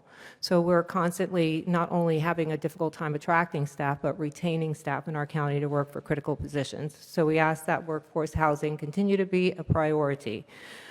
In terms of the Live Local bill, we've asked our members, have you felt the result of that yet? And we have not really felt it yet. We're hopeful, but we haven't seen the results of that. With workforce development, we continue to support funding and expanding programs like Florida Frame, Career Source, Apprenticeship, working with our educational institutions, particular to career tracks that align with our workforce needs. For homeowners insurance, it's no surprise. We all know that we have one of the highest homeowners insurance costs in the nation. Escalating premiums threaten affordability and sustainability of housing for a lot of our folks. We urge continued reform around that to provide relief to families and to businesses. SB 180. We asked that to narrow SB 180 so that it only applies to actual properties actually damaged in disaster. We believe that the current language is too broad and prevents local governments from effectively planning and from effective oversight. Education, I'm going to be really quick. I'm going to talk fast. We support full-day VBK, not only because we believe in it for reading scores, strengthening learning, but we believe that it's critical to put families back to work. We need them in the workforce. Arts, culture, and tourism, they're the heart of our economic, thriving economic community. Continued state investment in culture and tourism supports businesses, it drives growth, and enriches the quality of our lives. These last two are mine personally. One of them is healthcare planning. We know that in 12 years from now, 37% of our GDP nationwide is going to be healthcare expenditures. So our needs are growing. 6 out of every 10 adults has a chronic health condition. 4 out of every 10 has 2. There's not one person that I know that hasn't been touched by mental health and substance use through someone they know and love. As we face these challenges, that our needs continue to grow, and we expect that people are going to be accessing more care, there's an it's especially important for us to manage the budget related to that. I believe that the future of that lies in really working with not only FQHCs, but the equivalent on the behavioral health side, which is certified community behavioral health centers. We're the core. We provide services to everyone, regardless of ability to pay. We provide great outcomes, access, and manage costs. Lastly, my personal one, this has nothing to do with anyone else but me, it's a school voucher program and the unintended consequence of the school voucher program. I'm not for or against in general. I think that, the intended purpose of the school voucher program was to provide monies to folks to be able to choose, go to the school of choice and have those dollars follow them. In some cases, the dollars aren't following them.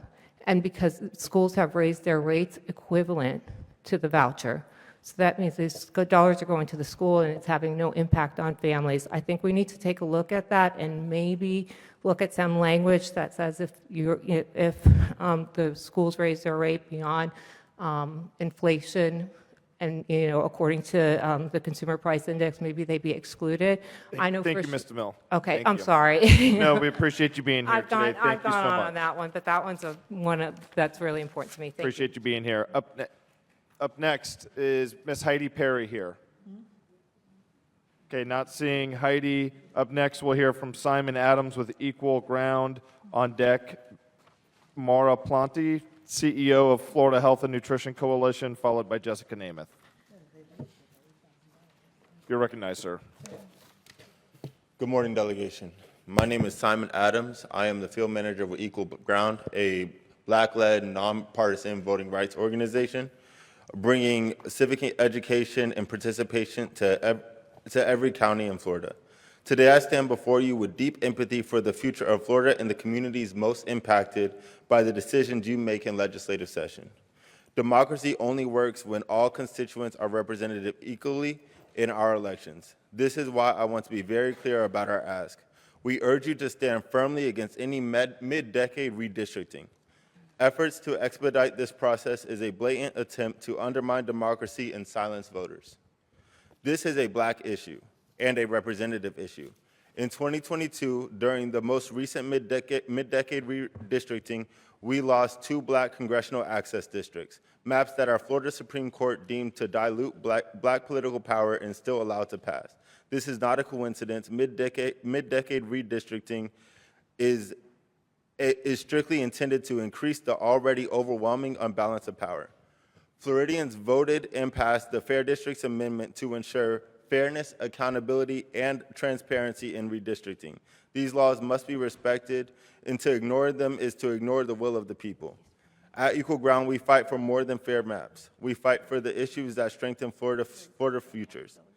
Protecting democracy, ensuring affordability, protecting our environment, access to health care, sustaining public education, and passing equitable laws. These are the priorities Floridians want addressed in the next legislative session, not unnecessary political infighting. We will continue to hold you accountable to these priorities through session in Tallahassee and at our local polling locations in Palm Beach. Thank you for your representation today and in this upcoming session. God bless. Thank you for being here. Up next, and I'm sorry if I'm mispronouncing your name, but Miss Mora Plante, and is Jessica Namath here? Don't see Jessica. Up next, we'll have Gail Coletta, followed by Christine Frederick. You're recognized. Okay, thank you. My name is Maura Plant. It's French, the E is silent. And I'm one of the founders of the Florida Health and Nutrition Coalition, and so is Deborah Tendrich. And I want to thank Senator Polsky for sponsoring our bills in 2023 and 2024, and co-sponsored Tay Edmonds as well. We're back because we just really need to have this conversation that restoring health saves on health care. So we know that restoring health is possible. We've been doing it. And I have a few guys I can share with you from our clients. Just last week, our client, 2 months into the Healthy Food Prescription, a sponsored program by the Healthcare District, told us that she's off her insulin. Her doctor took her off her insulin. So reversing disease is possible, and we know how to do it using food as medicine. So what we're doing is we're coming back to you this year. We have a new bill. It's called De-Risking Disease. Now that we have Medicaid and all of these contracts through the ITN are mapped to risk tiers, high-risk tiers, mid-risk tiers, low-risk tiers, all of these contracts are mapped to these tiers. Now we can actually save the state money by bringing people down in tiers. And we know how to do that using this food as medicine. What we didn't know was how to do it without a high expense. So we worked with the state of Texas. We're following Tennessee. We're following Kansas. And they're using in lieu of services. So what we found is that there's core services that are covered and 2 that need in lieu of services off the expanded benefits a list. And we will actually have the de-risking behavioral health intervention that we promise will change health outcomes. We'll measure them and we'll report back with a committee and a pilot. So I'm asking for your support, and we will see you all in Tallahassee. Thank you very much. Thank you so much. Up next, we will have Gail Coletta, followed by Christine Frederick, then Dwight Chenette.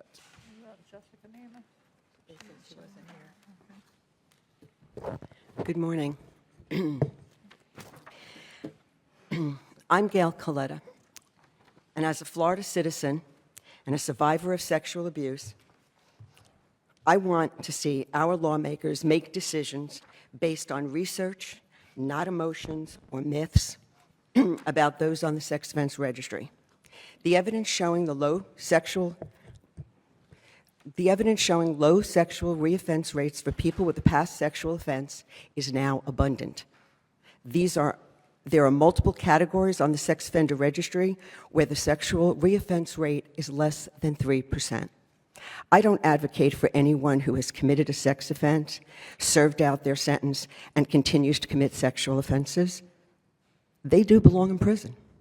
But for the tens of thousands of individuals on the Florida Sex Offender Registry who are now leading lives as law-abiding citizens, it is past time to use empirically validated risk assessments to begin removing people from the registry who are not a threat to society.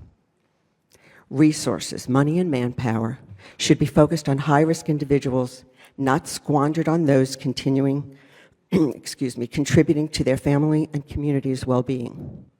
Florida is reactive rather than proactive. Why aren't schools educating young people on what constitutes a sex crime?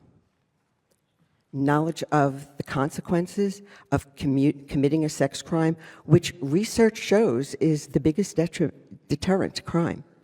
The sextings, so they learn to stay out of chat rooms with anyone claiming to be a minor, and that just because it is on the internet does not make it legal. Since most sex offenses against minors are committed by people the child knows, educate the parents on what they should be doing to prevent a sex crime from happening. Prevention is the appropriate avenue to take. Education, knowledge of consequences, increased victim services. Our state needs to remove from the sex offender registry those individuals who are not at risk to sexually reoffending, focused on high-risk individuals, and start a program of prevention to solve the problems of sexual abuse. Our goal should be to stop victimization from ever occurring in the first place. Thank you, ma'am. Up next, we'll hear from Christine Frederick, the CEO of the Lord's Place, followed by Dwight Chenette, then David Franklin. You're recognized. Thank you. Good morning. I'm Christine Frederick, CEO of the Lord's Place. We have been serving those experiencing homelessness in Palm Beach County for over 40 years, and provide comprehensive solutions to homelessness, ranging from everything from outreach to housing, healthcare coordination, job training, and peer support. Each night, we provide housing to over 300 individuals across 10 campuses and 80 apartments. Each year, we help over 2,000 individuals and families rebuild their lives, but there's still more work to be done as we have 900 people who continue to be unsheltered on any given night in our county.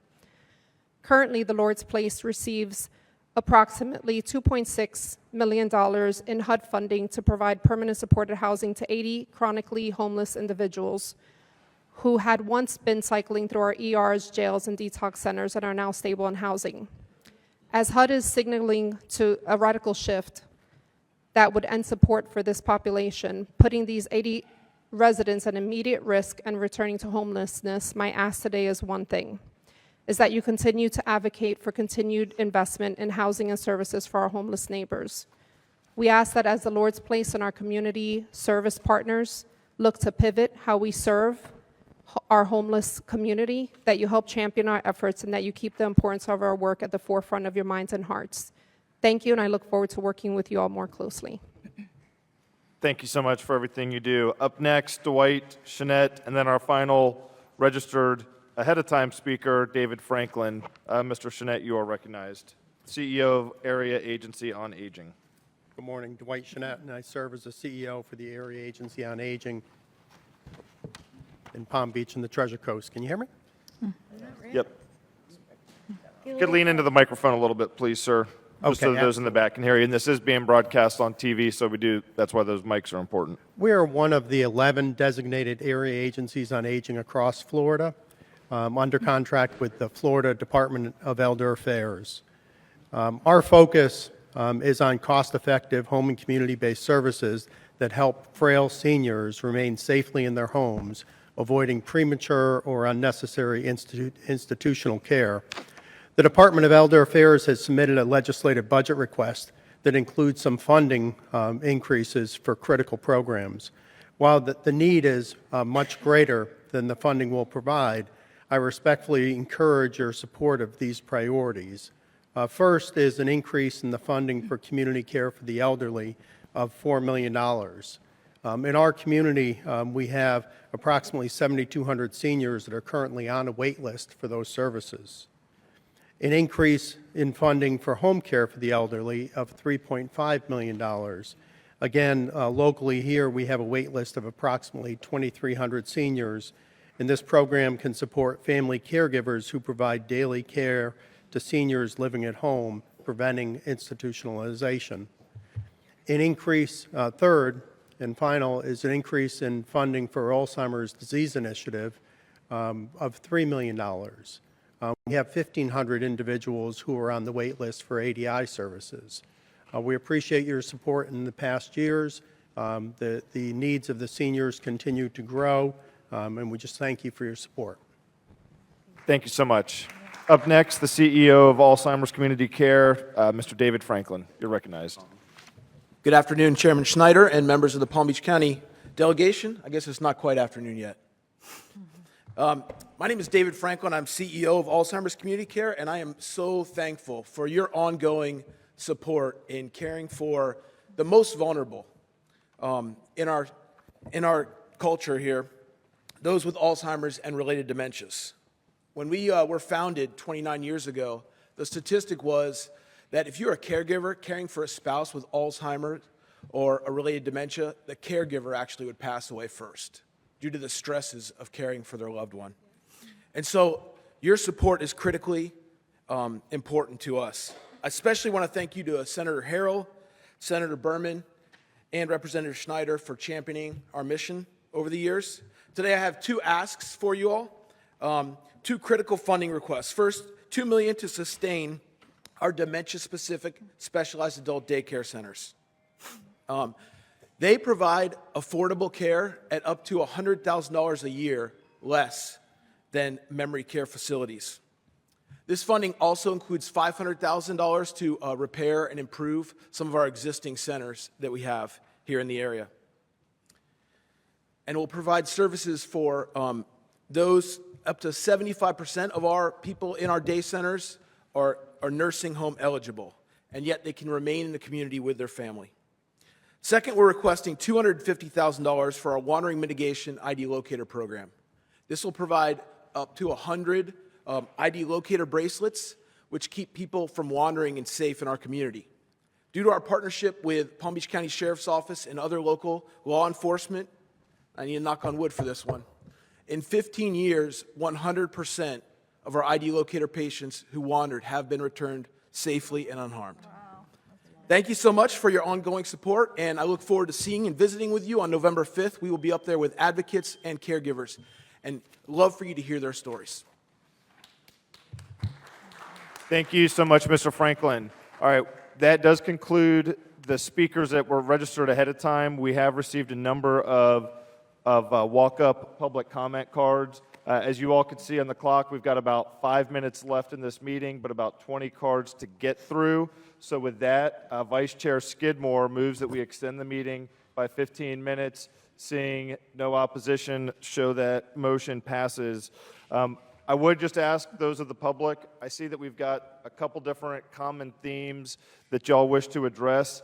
If a speaker ahead of you covers what you are already intending to speak on, please either waive your time and we can call that out, that you are here to be in support of a specific issue or oppose that, or if you have something different to add, please do so. So to get things started, we will have Miss Maria Montiglio up with Jay Goldfarb, followed by Alyssa Freeman. Miss Montiglio, you are recognized. And if you could, as we get called on deck, Jay, if you can raise your hand, that's the batter's box over there. So if you could, please just get in queue so we can keep things moving. Miss Montiglio, you're recognized. Good morning. There's a lawsuit spearheaded by the ACLU that claims Florida's lack of authority for the Division of Emergency Management to operate the Everglades Detention Facility.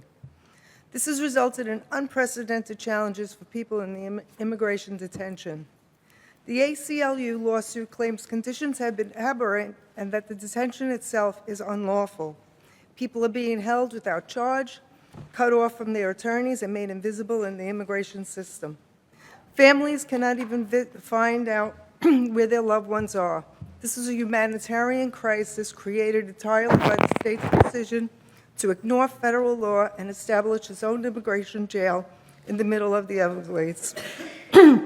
The 287G program does not allow the state to independently run its own detention operations, and it does not let state officers subdelegate immigration authority to private contractors who do not and cannot participate in the 287 program. What it appears to be an increasingly common practice are detainees not receiving an initial custody appearance and being charged, not being allowed to post a bond and therefore remaining in the detention system, not appearing in the detainee locator system, and essentially disappearing.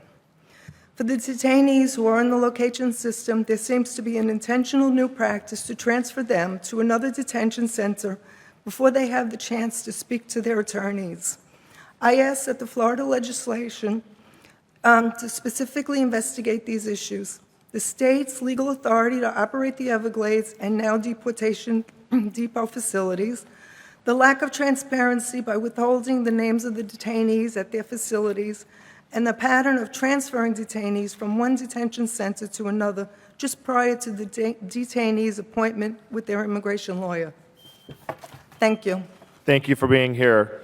Jay Goldfarb, board member with Clinics Can Help. You're recognized, sir. Thank you, Mr. Chairman. As you said, my name is Jay Goldfarb. I'm a member of the Board of Directors of Clinics Can Help. First question many people have is, what is Clinics Can Help? To give a very quick explanation, during this year so far, we've helped over 5,000 families with free medical equipment. People come out of the hospital, they need wheelchairs, walkers, mobilized scooters, hospital beds. To get something like that from Clinics Can Help, it's a very rigorous amount of work that has to be done. All you have to do is say, I need something, and you get it. Sometimes we even go out and we'll buy equipment to take care of someone's needs.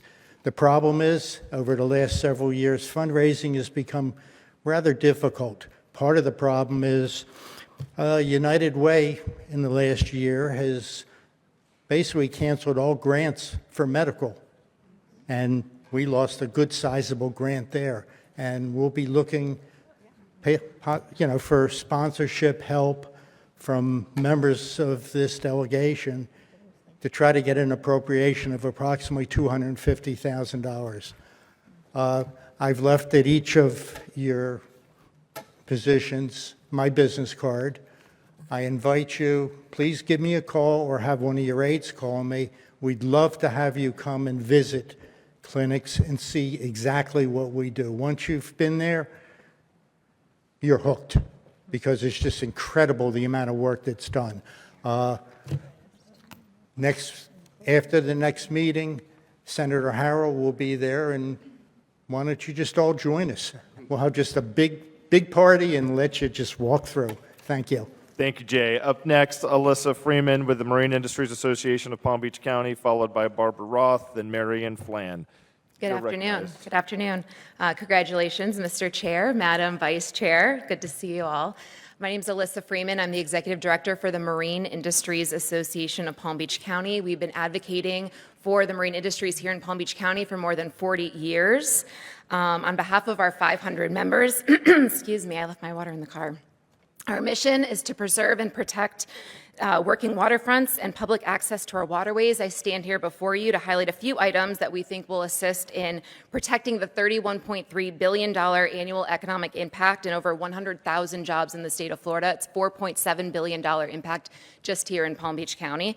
Number one, support more on-the-water law enforcement because safe waterways are essential for recreational boaters, marine businesses, and tourism. Strong enforcement reduces accidents, protects property, and builds confidence that Florida is the best and safest place to boat, and we are the boating capital of the world. Right, Rep. Skidmore? Yep.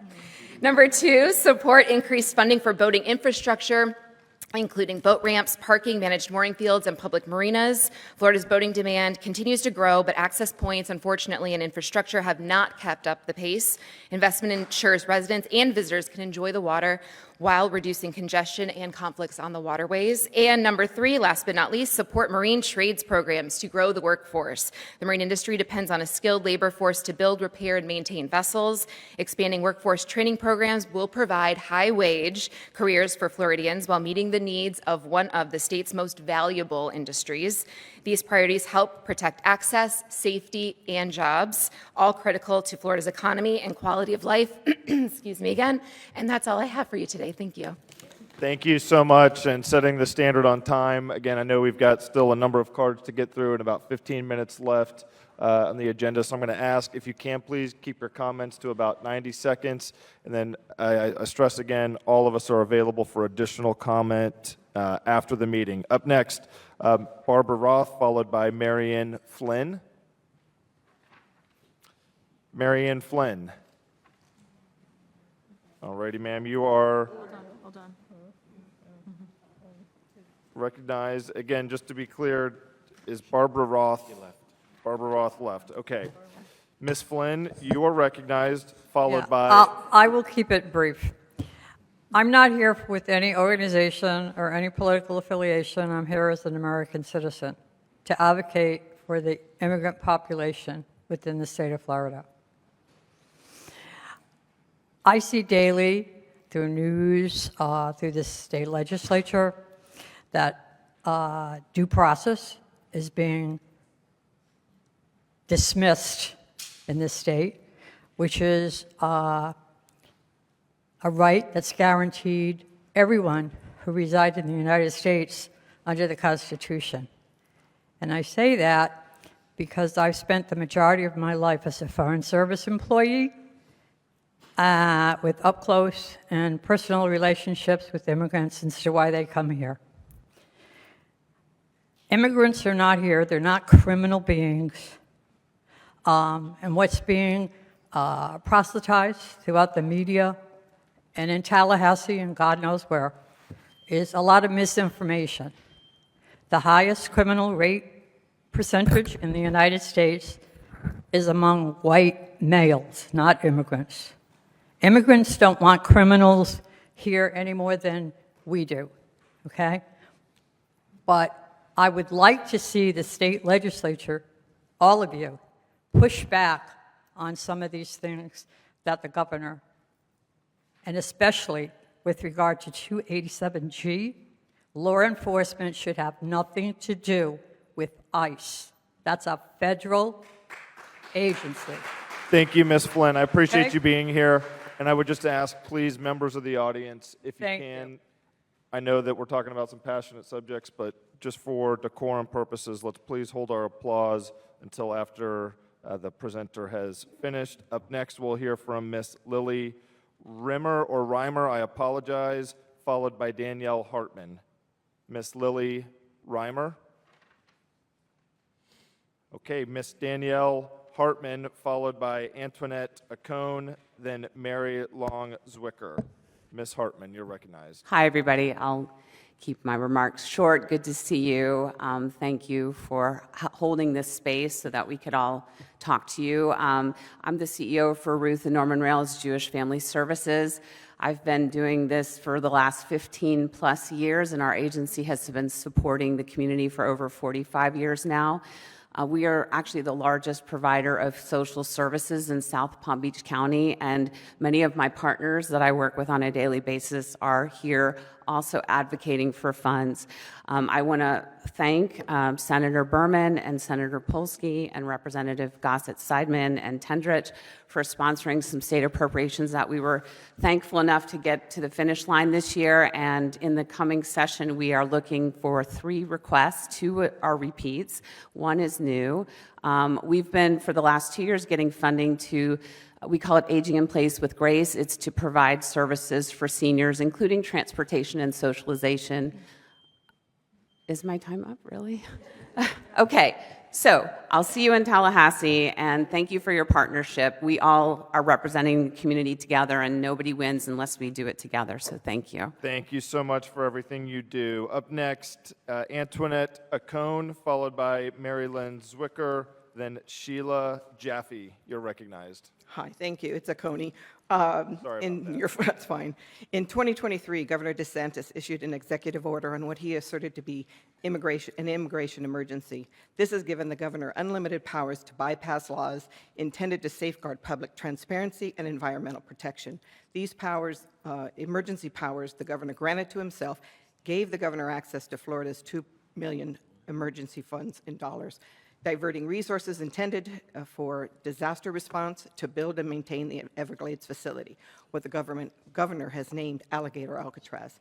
As media reports indicate, the contracts awarded for the Everglades Detention Center has amounted to at least $245 million, with full operational costs at $450 million. The DeSantis administration requested federal reimbursement, but this could cause legal dilemma since the appeals court ruled that the facility could avoid a federal environmental review only if no federal funds were used. Therefore, the Florida taxpayer is still on the hook. Florida taxpayers are going to private investors and contracts associated with the Everglades facility instead of benefiting Floridians. The high cost of this facility does not fare well when compared to essential services such as education K through 12, where the average cost per student in Florida is only $13,000 approximately versus the $89,000 for the average cost per detainee. Thank you, ma'am. Thank you. Again, we've got to keep moving so we can give everybody a chance to make their voice heard. Miss Mary Long Zwicker, followed by Sheila Jaffe, then Barbara Aaron. We're very fortunate to live in a state where there's a great diversity, and our children have the opportunity to meet friends from other lands. Unfortunately, many of these, our neighbors, recent actions by the U.S. government have caused these law-abiding residents to experience discrimination, arrest, and deportation. Over 55% are naturalized citizens.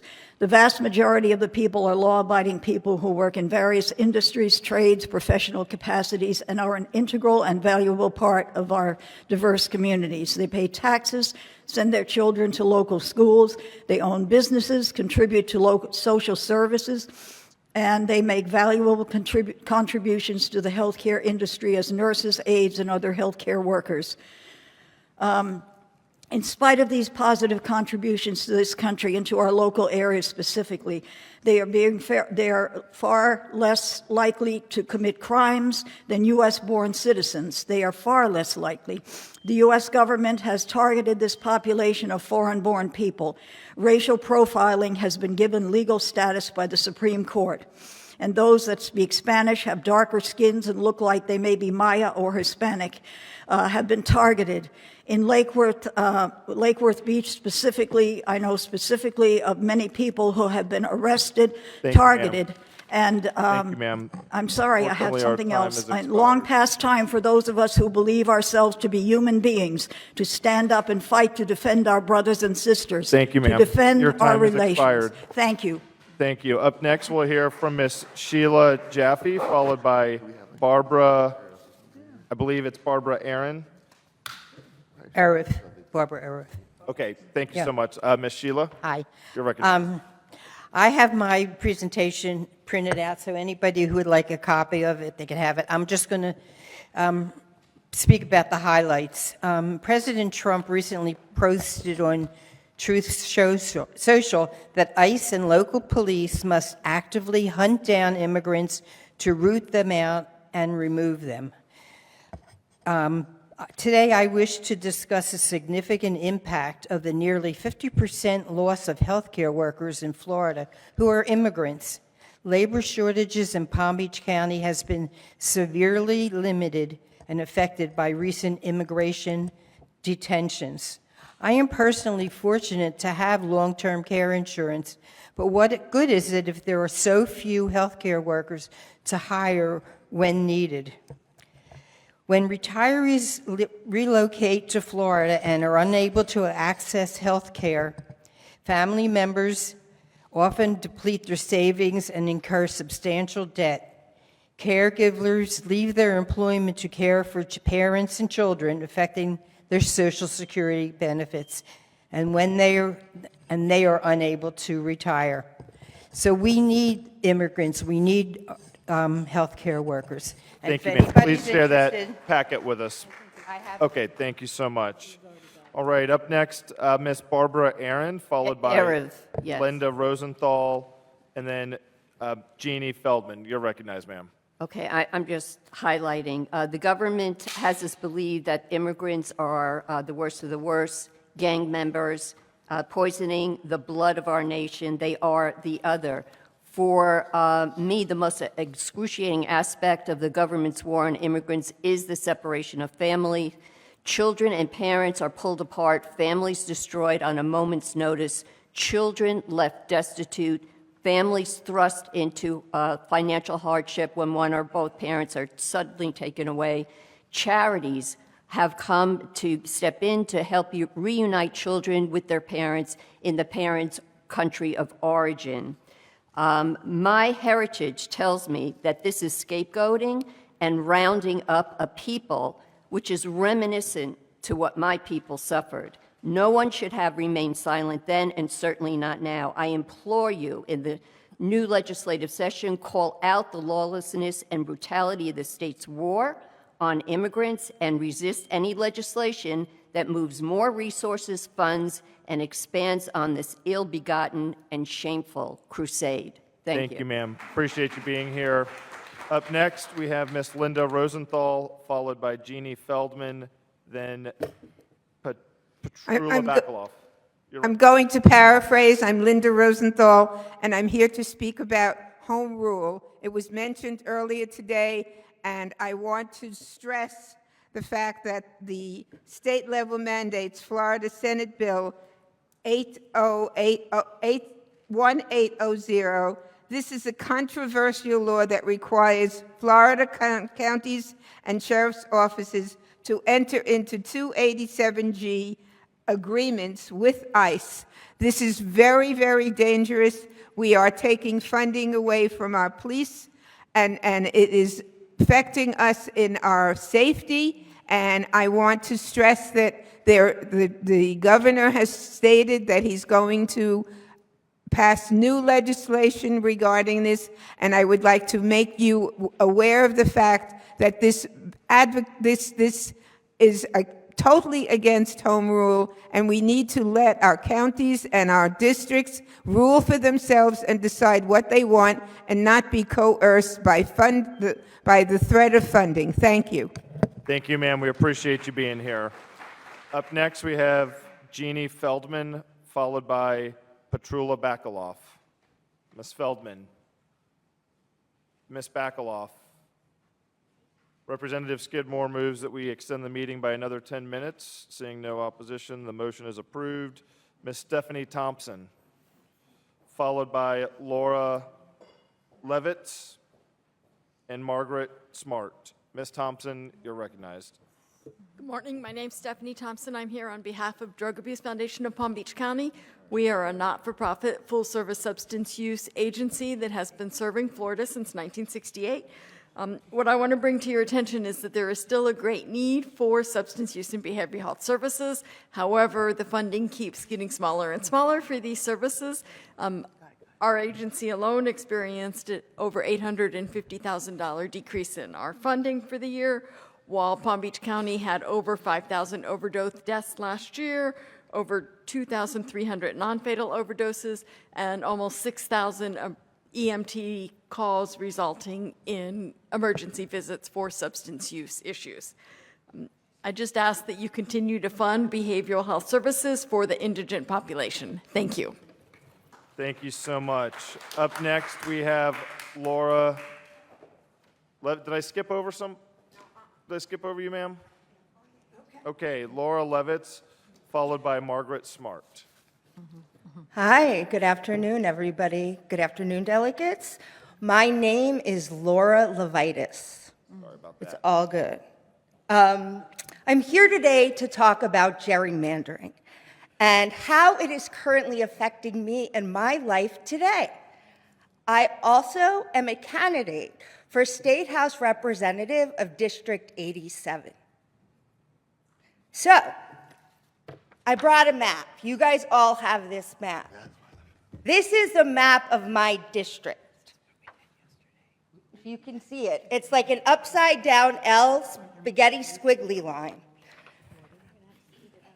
My cities are disjointed. I'm going to get signatures, and this one is this way. I don't have whole communities, which makes me feel like it's engineered.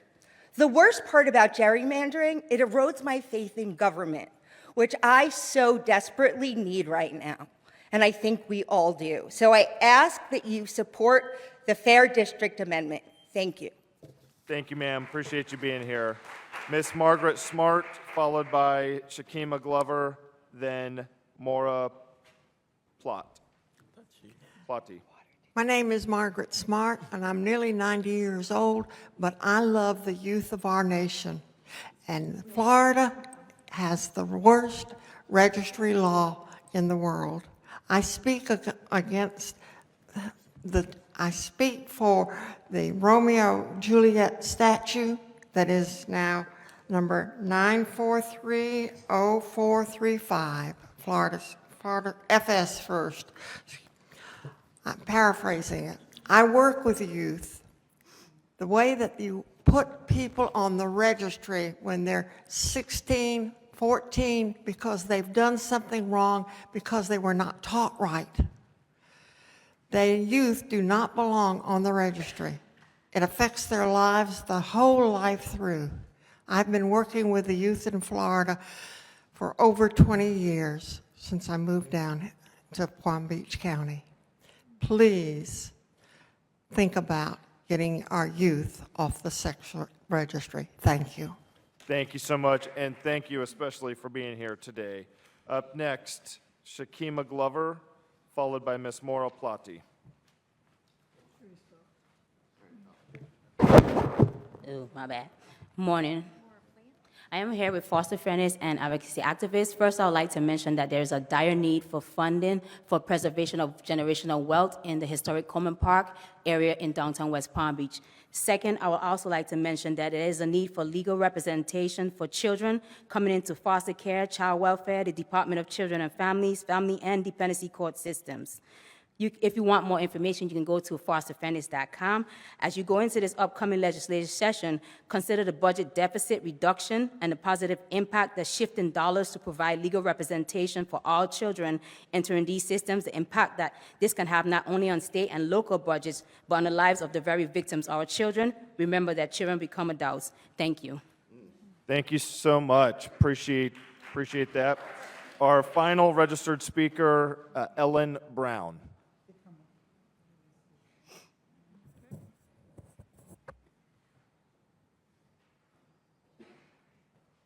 And before you get started, Ms. Brown, is there anybody else left in the audience that thought they had registered or wishes to speak? Okay, seeing none, Ms. Brown, you are recognized. Thank you very much. Good afternoon. We spend $2 trillion nationally on food, and we spend $4 trillion on chronic disease, healthcare related to that poor nutrition. To put that into perspective, we spend $20 billion on the same in the state of Florida, on the medical population and medical spending alone. People want to be healthy, yet we've made it easier and less expensive to be sick and seek treatment. Food is medicine programs, such as what Ms. Plant introduced today for de-risking disease, removes the friction for insurers to offer interventions that don't simply treat and manage disease, but they reverse disease permanently through behavioral modification in food. These programs also stimulate local farmers and can provide healthy food choices for our schools and take advantage of new federal funding. I'm deeply involved in this work nationally, but I live locally, and I want to see my home state stand out as one of those that is not only treating chronic disease, but is reversing chronic disease. Thank you. Thank you so much. And just as we wrap up the meeting, want to say thank you again to all the members of the public who came out today to make your voices heard or just to attend and be the citizen watchdogs that we all need. A special thank you again to Vicki Nolan, Ms. Kirian, our team over here keeping minutes, and everyone from the Palm Beach team that makes these delegation meetings happen so smooth and seamlessly. Seeing no further business before the delegation, Senator Harrell moves we rise, and the meeting is adjourned. Thank you.